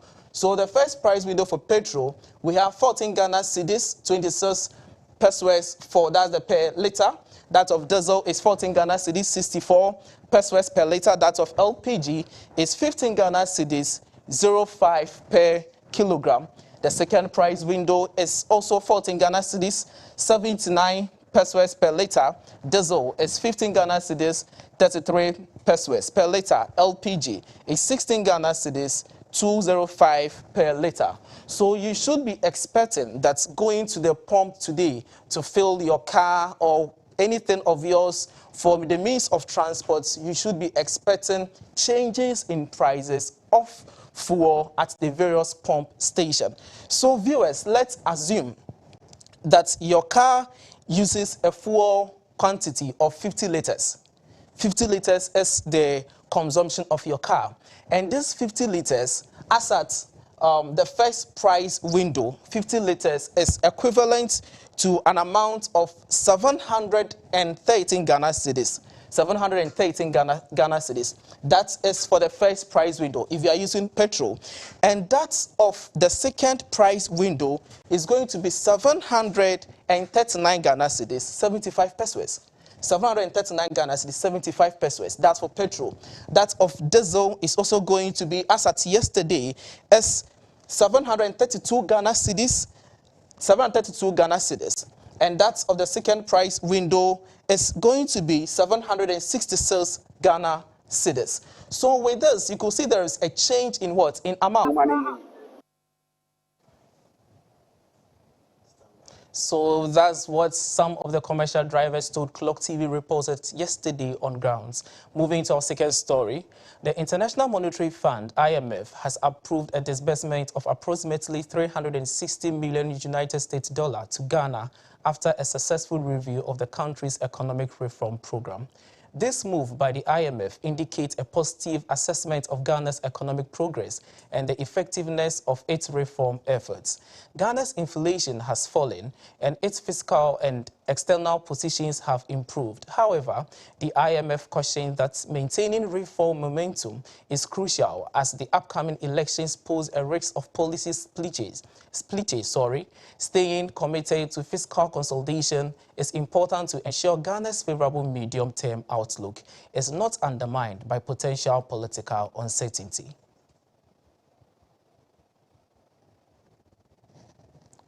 In our second story, let's move to our third story for the day.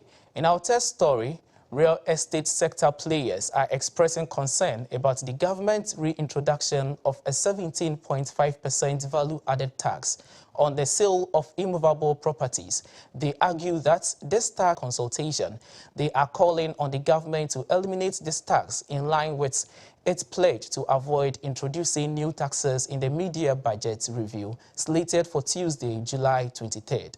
The Executive Secretary for the Ghana Real Estate Development Association, Samuel Amegiabo, stated that government never engaged them, but there was a directive that the tax should be implemented. Mr. Samuel Amegiabo also stated that government went ahead to develop a guideline without a major stakeholder like GRIDA. In our final story for today, Dr. Mohamed Amin Adam, Ghana's finance minister, urged banks to play a pivotal role in the nation's economic recovery during discussions preceding the 2024 mid-year budget review.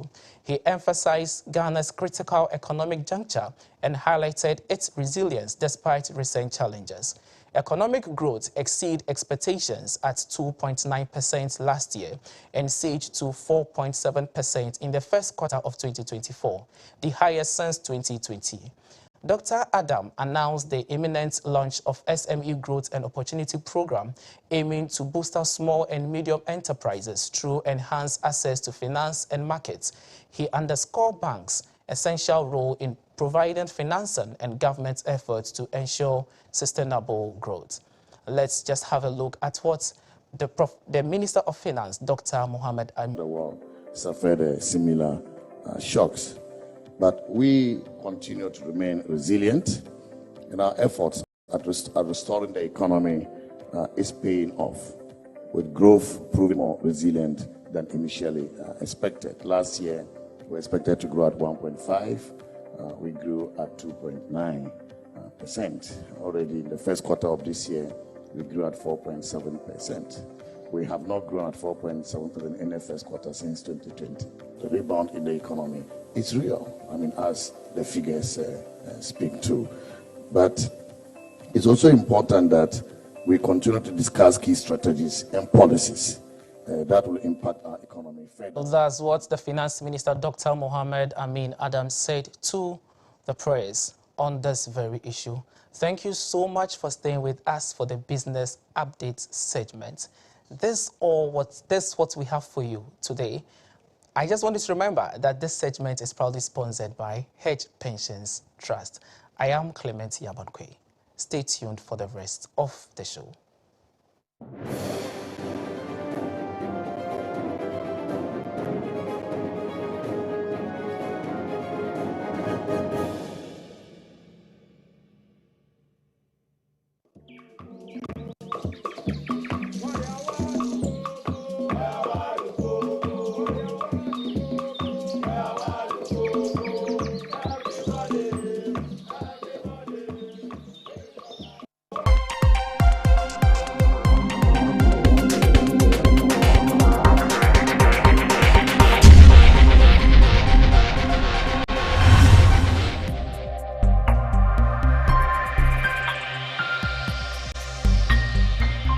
Clog TV. Beyond the policy. Best part of your life, too. Jay. Millicent Betty, and she says, good morning. I'm watching you live from Dobro. You guys are doing a great job. Keep it up. Yeah, you're looking good. Thank you, Millicent.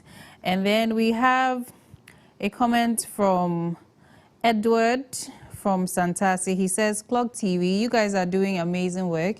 And I have seen that you guys have wished my sister a happy birthday, and she's very excited and happy about it. We are glad to make our viewers happy. And then someone also says, keep it up, Clement. You look nice. This is from Joe from Omanjo. Thank you so much for your comments. And someone also says, interesting session. Thank you, Clog TV, for creating awareness as always. So I think this is in reference to the lifestyle segment. If you missed it, it was about air pollution. And you can find the video on our Facebook page, Clog TV. So yes, now it is time for our main discussion. And today's topic is about the proposal to replace the Basic Education Certificate Examination with senior high school admission tests. So just common entrance exams. And we have here a very big man, and he's in the person of Dr. Bright Honu. And he's the proprietor of New Life Education Center at Kaswa, and also doubles as the vice chairman of the Ghana National Association of Private Schools in the Central Region. Hello, sir. Thank you so much for joining us this morning. Thank you so much for having me. It is such a great opportunity to have you here. Thank you. Thank you so much. So let's get straight into it. You are a proprietor of a private school, that's basic school, Sure. So primary and JHS. Yeah. How has the experience been like, and what is it all about? Yeah. So thank you so much for having me, and also want to seize this opportunity to say hello to all our cherished viewers this morning. Thank you. Yeah, it's never been easy. Personally, it was, I will say that it was a clear vision that I had, not spiritual vision as but then vision, looking at your community, you see what they lack and what they need to have and all those things. So looking at it, you see these young ones carrying sacks at their bags, roaming about. So why don't I say something so that I could really get these guys so that they become productive to their parents, to their family, and to the nation as a whole. As a result, we started, and by the grace of God, we were able to bring in those people. Beginning, it was on a scholarship base. You know, we're doing it just for free for them to also have. But thank God, we started for some time now. But out of what we have started, we had medical doctors, we have lawyers now, we have accountants, and that's my joy, seeing Ghana progressing or producing manpower for the nation. That's my joy. Wow, that's amazing, and God bless you for your initiative that you've taken. So, is your curriculum just like the general curriculum we have here in Ghana? Sure. We are practicing the GS curriculum, the NACA curriculum. So yes, let's get straight into the whole brouhaha now. Sure. Before even that, there seems to be more attention on the free SHS. How would you say that has impacted basic education? Thank you so much. Free HS, it's welcome idea. When we all heard senior SHS is going to be free. Yes. Yeah, it's really welcome idea. But I keep saying that it's the idea very laudable, but the implementation very wrong. For technocrats to come and man our institutions. As at yesterday, I was in the office and one of my students came who is in the secondary school. He went to school just about 2 months or so, and now he's now back. And I asked him, when is he going back to school? He said, September. Meaning they're going to spend about 2 months in the house. Ask, what are they going to do in the house?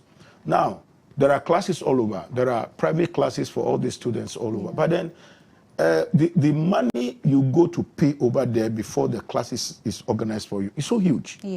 So we ask, how many people will be able to afford? How many parents will be able to afford?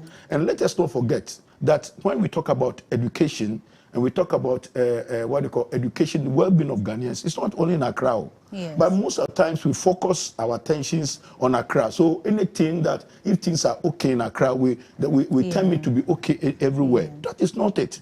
There are people even having 3 square miles a day is a problem. As a result, one, the impartation is that this girl comes home, having nothing to do, no money for classes, and they go about loitering around, following, peer pressure before you realize they are pregnant. You see, so in reality, the policy, very wonderful, but the implementation should have been gradual to really, to really make it what it should have been. But in fact, the impartation is really disastrous. So with regards to basic education, the way we have it now, it's mainstream. It's all free SHS, free SHS. And then the F-Cube policy now seems to be in the background. Would you say that it is affecting education for children in the basics? Thank you so much. Yaira, who would build, who will build, what do you call, who would like to put up a structure and start from the lintel level? Nobody. No, you don't see it. Yeah. But looking at it, that's exactly what we are doing as a nation. And at times, my heart bleeds for this nation, not because of me, but because of the young, young coming one. Because, one, if you neglect the foundation, you neglect a foundation, you are putting up a structure, you neglect the foundation. At the end of the day, the cracks and the collapse of the building will show the sort of foundation you have built. Yes, that's true. We're saying that we want a comprehensive education, quality education of our kids. We left behind. That might not be the talent of the child. You see, so at the end of the day, we don't know what we have. So it's try and error, and it's playing everywhere. Try and error from the top to the bottom, from political point, from educational point, from social point, everywhere. We only try and see if it will work. That is exactly what is happening. So this is as a result of the teachers being overwhelmed. And yes, this is the result. And then the number of students. How feasible is it that you teach 100, 120 at a point? You can't. It's invisible. How would you mark? How would you assess those kids? And these are the things. So for salary wise, I believe. Listen, we are all building a nation. Whatever is given to you, if it is faithful, if the others at the top are also, also living on that lean sort of salary, and they also give you the lean, all we have to do is to work hard to build up the country. And if it is it's well built, at the end of the day, we all enjoy. That is my principle. And so money, we put it aside, because money, we have to work before money comes. Okay, thank you so much. You're welcome. So my cherished viewers, you can send in your comments and suggestions, questions to our WhatsApp number, to our live stream on Facebook and on YouTube. So we read them aloud and ask Dr. Honu the questions we want to ask him. So, yes, now let's get to the bill. So the bill has been introduced, is yet to be sent to Parliament. And being part of the association of being the vice chairman, of the Ghana National Association of Private Schools, I'm sure you've been given some overview of the bill. So can you shed some light on that for us? Thanks so much. A bill is yet to be sent to the Parliament, but I don't think, and I pray that this bill will not go through. That's my prayer. And that's my. But before we get to that, give us a little overview of what the bill is talking about. What the bill is talking about is from kindergarten up to JHS. That's JHS 3 will be basic 9. Yes. So for now, what will happen is that education will be continuous. Okay. So from kindergarten, you go through. There's not going to be BEC any longer. So you just go through, then we're reaching basic 12, which is now Form 3, secondary school Form 3. You go sit for entrance examination to the university. That's what the bill is talking about. And then also going to change the curriculum, the present curriculum of the SHS.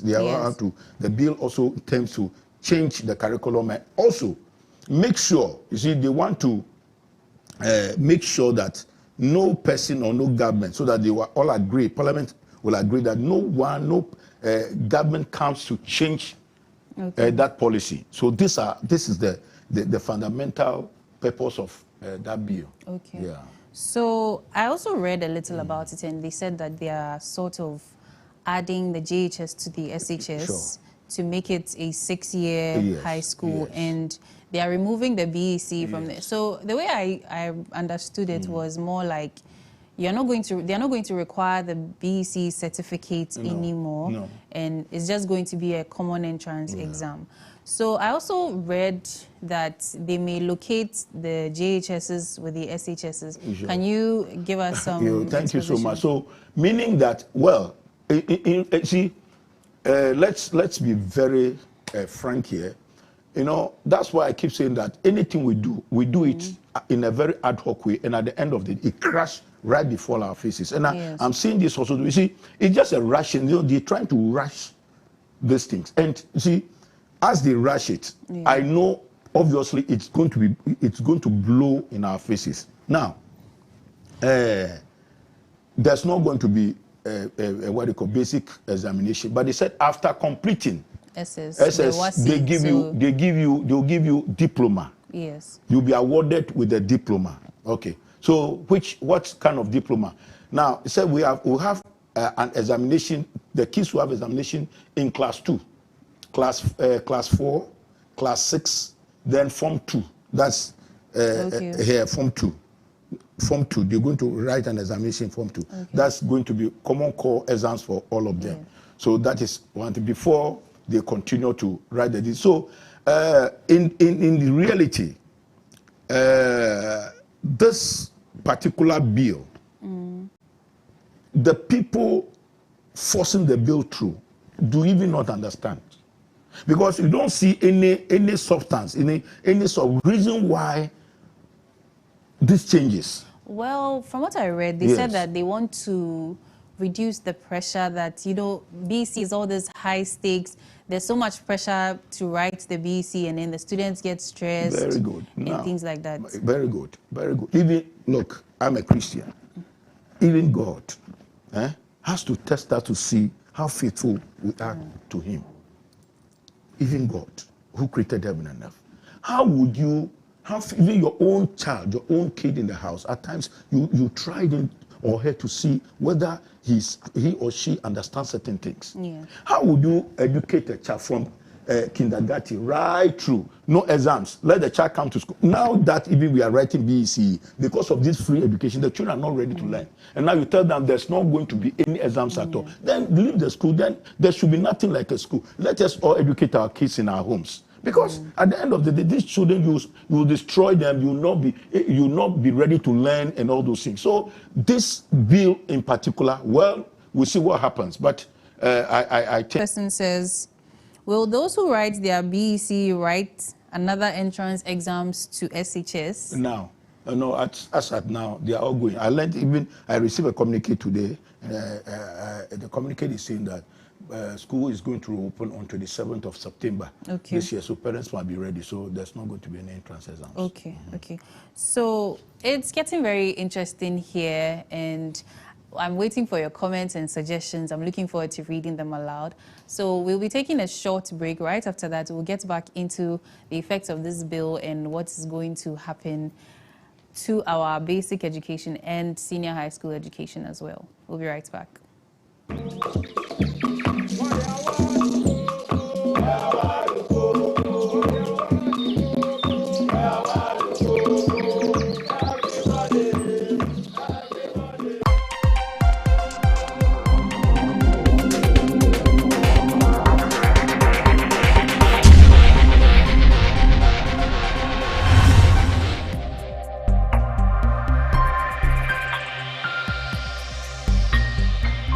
Clog TV, Beyond the Policy. This time I will make damn sure that he stays dead.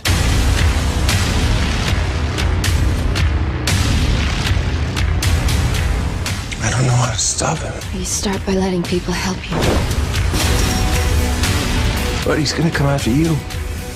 Let him come. I'm not that easy to kill. There's a new player we've been tracking. We've been calling him Deathstroke. Find him. This started with the two of us. That's how it ends. You can't go out there by yourself. It's suicide. They're designated Task Force X. Welcome to the Suicide Squad. OJ and Charles Manson one available? Deadshot is a go. Shrapnel's a go. Tiger's a go. I created the Huntress. Yeah, well, you created Slate too. I have my allies, just as you have yours. Be prepared for anything. If they're wearing a mask, they get a bullet.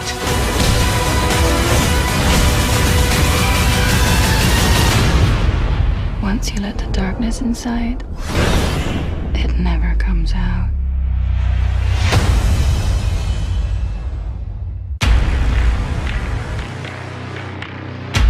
What are you gonna do? Kill me.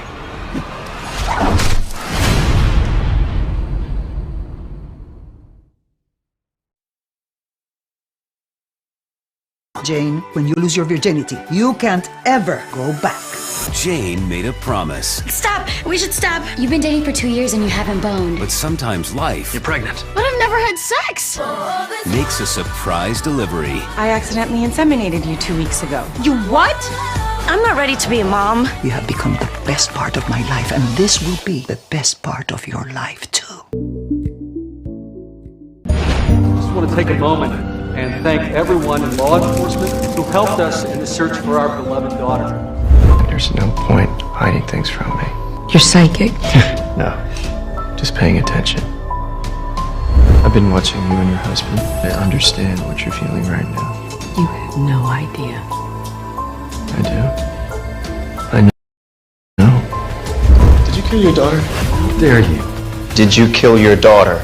Joe, please! Honestly, it's not as bad as it looks. Classic Red John smiley face. Drawn in the victim's blood. Gloves with 3 fingers of his right hand. This isn't Red John. In all the previous killings, he made sure that the first thing that anyone sees is the...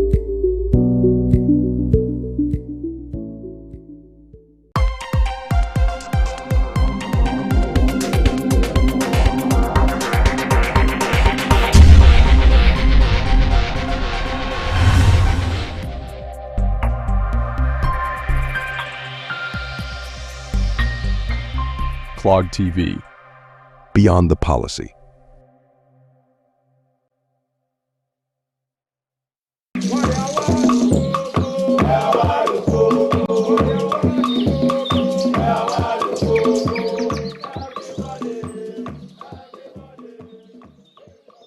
You are welcome back to the Cocoa Digest Morning Show. If you're just tuning in, this is the main discussion, and we are talking about the BEC being scrapped and then the transition from JHS into SHS, the policy that is about to be implemented. A few comments here, so let me read them quickly.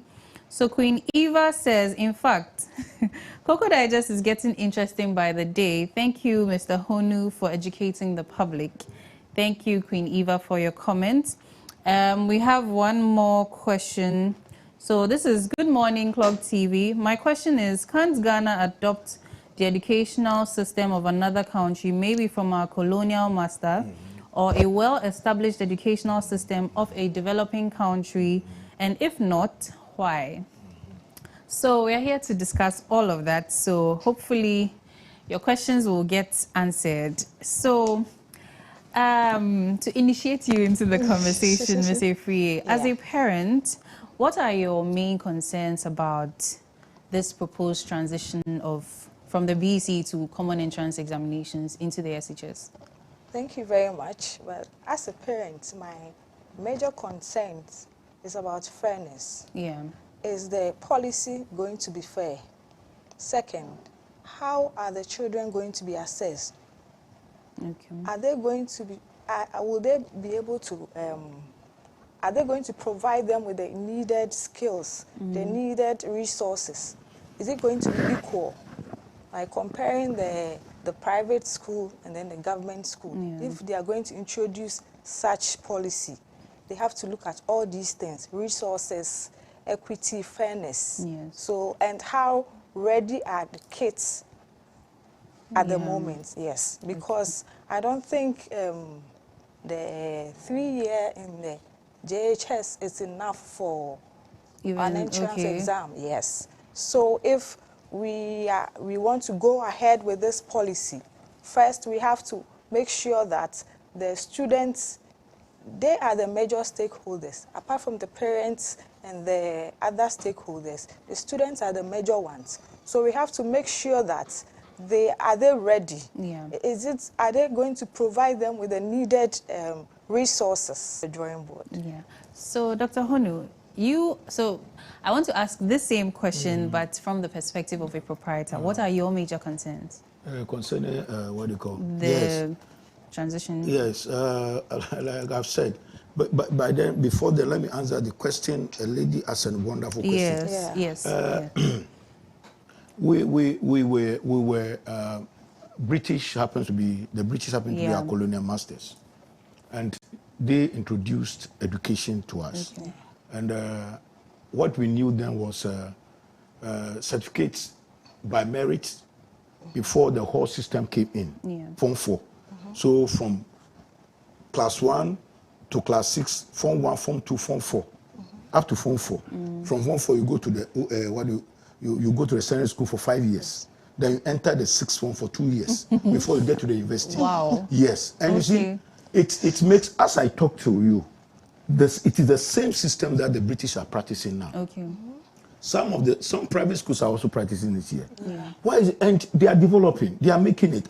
We see our people rushing there just for a better life. Are you getting me? So why you see, the truth of the matter is that since we shifted from the old system to the new system, when we adopted the JSS system, which was brought in by through Jobo Commission and was introduced by Fred Lieutenant Rawlings, we have never had any sound policy as far as education is concerned. This one is like this. Education is now turning like this. I would prefer, you see, during those days, children come out of school pretty young to go to university, because the university where they choose the course to go and then make certain decisions about the courses for the university. That is it. Okay, thank you so much. So, as education experts, have you raised these concerns to the public or to the government? Severally. I've been to several sister stations like yours. Okay. I've raised this. You see, you know, what needs to be done, and which we have failed to do, is that only few people sit somewhere, it's not a law, and it must be obeyed. Okay. But such things like this must, you see, everyone must be involved. Okay. Parents, teachers, what do you call, even the children themselves, academians, traditional, we have to all come together. And these things should start probably from the district level, like a town hall meeting discussion. From the district level to the regional level, then finally comes to the national level. Then we sort out the best out of it, and then we implement it as a policy. You see, we need to sit down. If probably the years are so few, and that is what I see, because after migrating from the old system to the new system, we have lapsed about 5 years. We throw 5 years behind.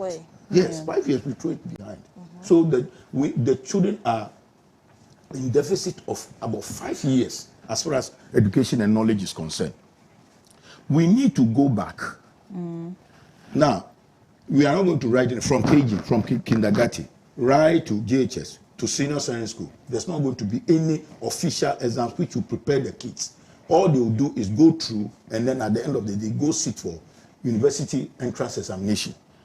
What kind of children are we going to produce? They will not, as I talk to you, because of the free, the children are not ready to learn, because he knows and she understands that with aggregate 60, surely there's a school waiting for him or her. So how would you learn? You force it, it becomes like, I mean, you are trying to punish the child.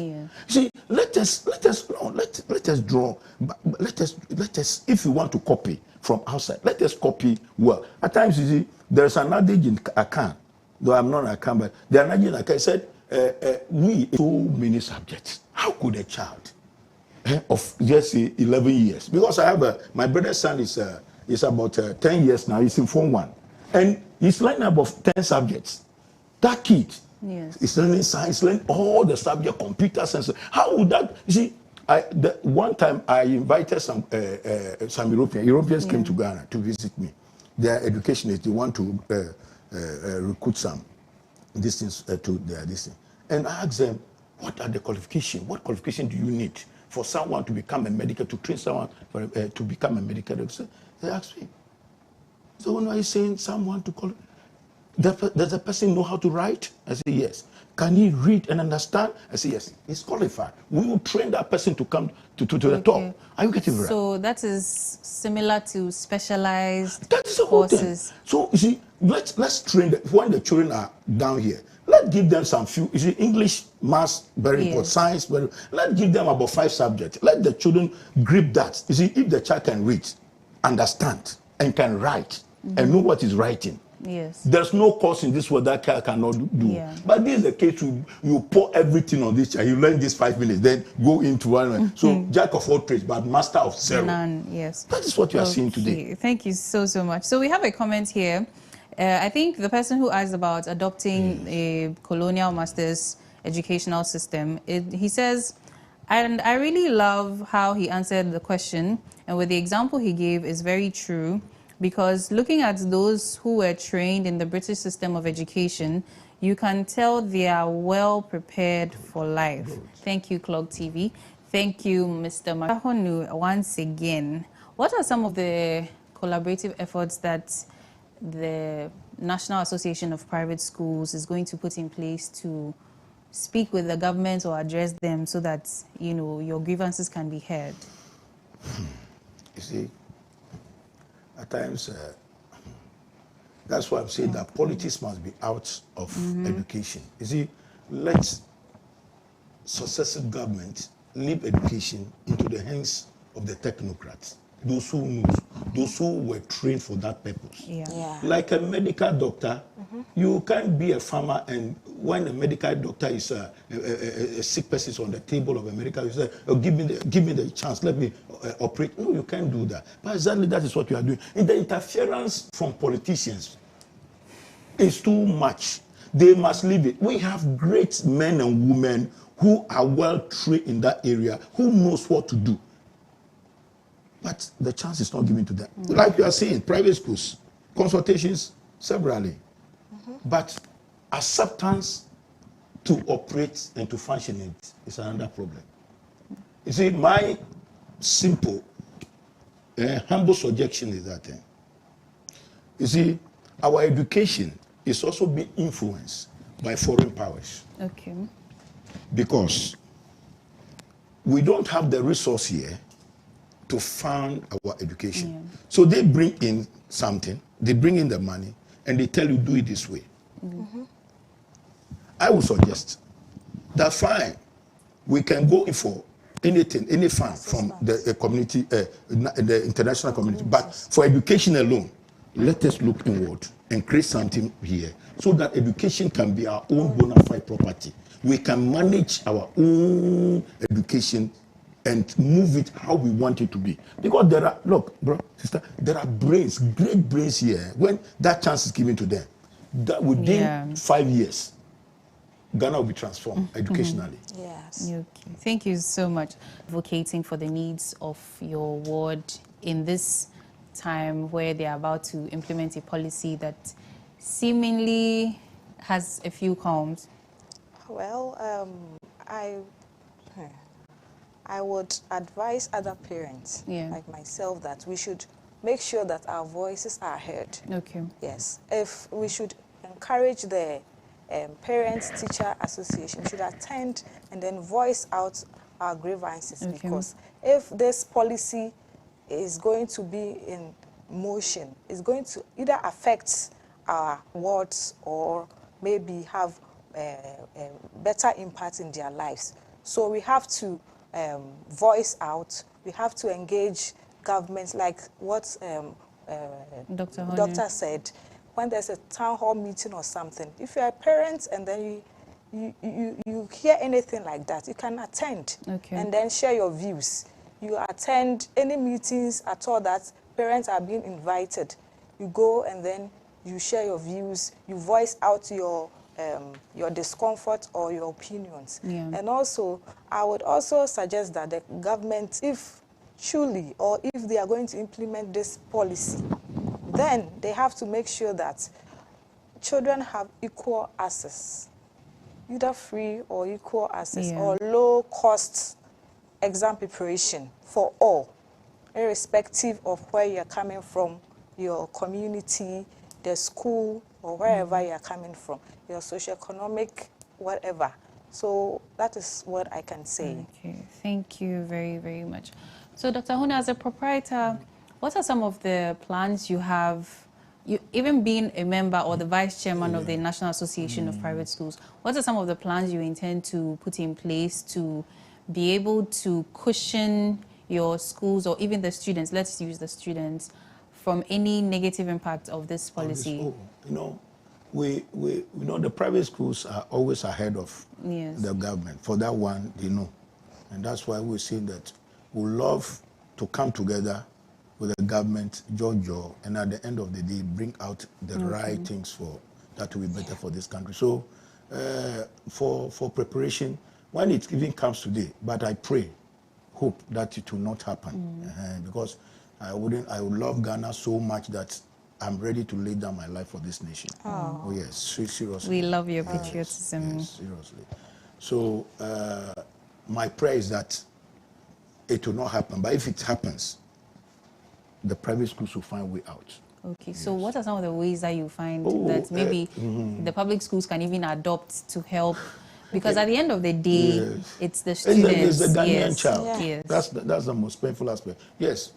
Now, it's what will happen is that, I don't know. See, that's why I'm saying that the whole thing is not clear. Because now, if the school should be continuous, meaning that each and every school should have a continual something. So after basic 9, you have to continue from there, basic 10, 11 to 12, before going to sit for the. So I don't know what even happens to the government secondary schools, the secondary schools built by the government. I don't know what happens to those schools. You see, it seems this thing have been being practiced in Nigeria. They practice in Nigeria. It seems that is what there's something similar. But for them, even they write the BEC before even going. So I don't know. You see, the policy is not clear. No, you see, the vision is not clear. It looks like,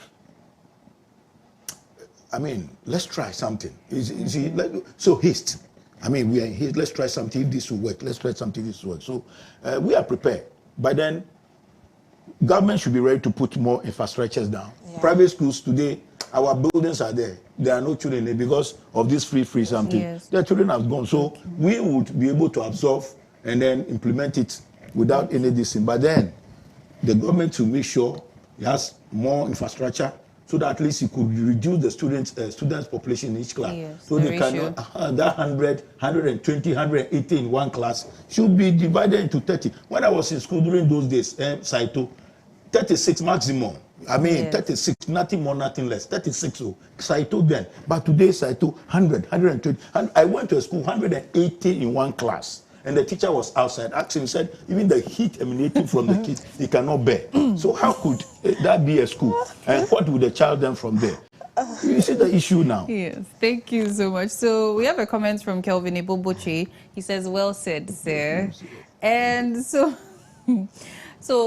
you know, there's this notion that private schools are expensive. So I would like to ask on behalf of the students that is there a way the private institutions or private schools can collaborate with the government in a way that can make education affordable and more accessible? Because people from the disadvantaged backgrounds are the ones who are benefiting from the free, and we know the poverty rates in the country are pretty high.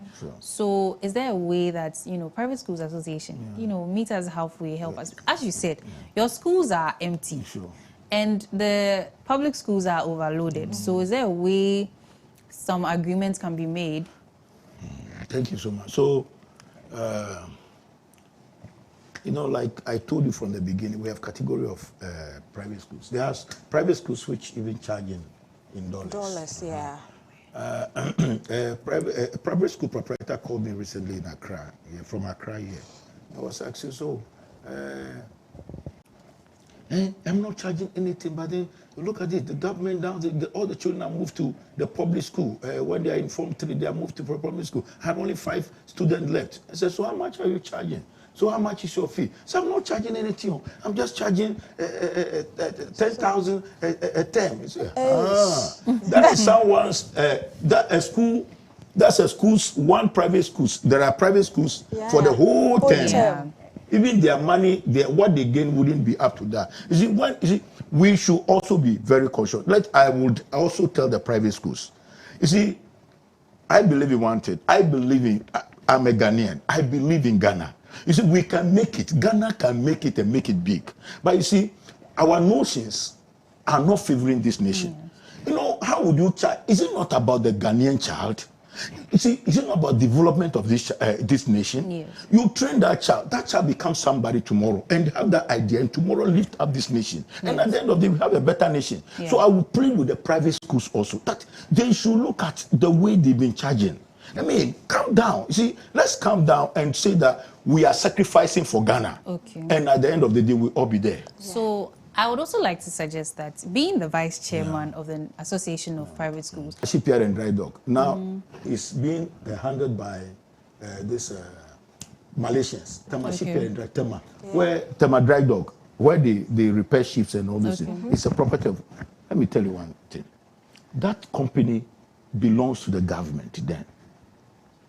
It was a white man. My father happened to work there. It was a white man who was minding as the managing director of the company. And look, things are moving smoothly. Yes. Bonuses here and there.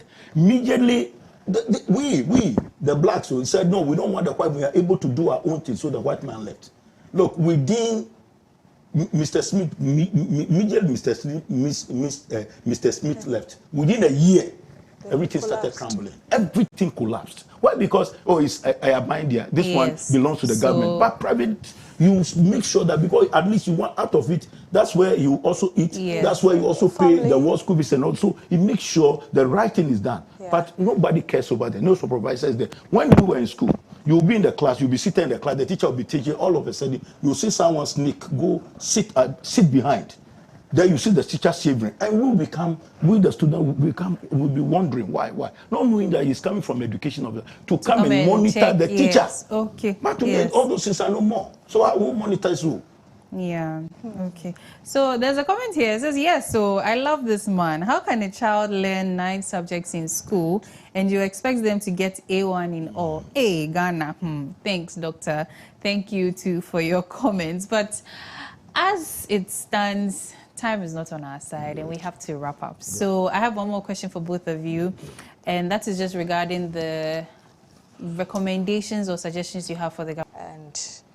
And I am still recommending that government should make sure that exams, cost of exams or costs in preparing wards or children for exams are either free or low cost.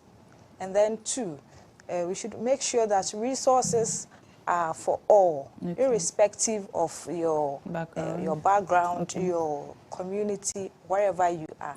And finally, I would say that if this policy is really going to be in motion, then government needs to really look into it, because there are a lot of things that needs to be done before we can proceed. Yeah.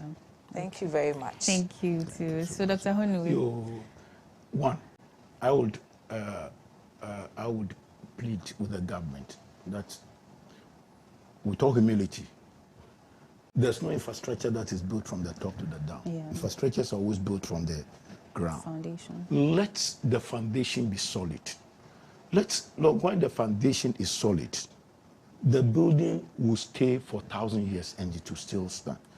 You go to China, people whom we said we are copying, those Europeans, you go to China, they catch the children right from KG, military training, all those things. They start right from there. So before the child gets to class 1, he knows what is to do tomorrow. Let us start. Let's share. Fine. Let's start from the roots. And when this foundation is strong, you see, the secret about the private schools is that Our foundations are always strong. Yes. So Yes. when the child goes, he performs. Yeah. But that is a secret. So I'm pleading with the government. Let's put everything aside. Let's dig the foundation deeper and build a solid foundation. And secondly, too, I'll plead with the government that there should be a policy, black and white, a protracted year of educational policy that no person, no government has the anyone that comes follow it. And I tell you honestly, when this thing is done, we'll get there as a nation. Thank you so much. Thank you for joining me today. It has been very, very informative, and I hope to see you again to discuss something else relating to education. I'm always happy. And of course, a big thank you to our cherished viewers, our able commenters sending in their suggestions and questions. This would not have been a success without you, so a big thank you to you. For all of you watching as well, thank you to our production team, our sponsors, our management. We say a big thank you to everyone. And as we are going about our day, please remember to be safe. We are in the rainy season, and keep that beautiful smile on your face as always. It is now time for me to sign out. So I'll see you again on Thursday morning. Do have a blessed day.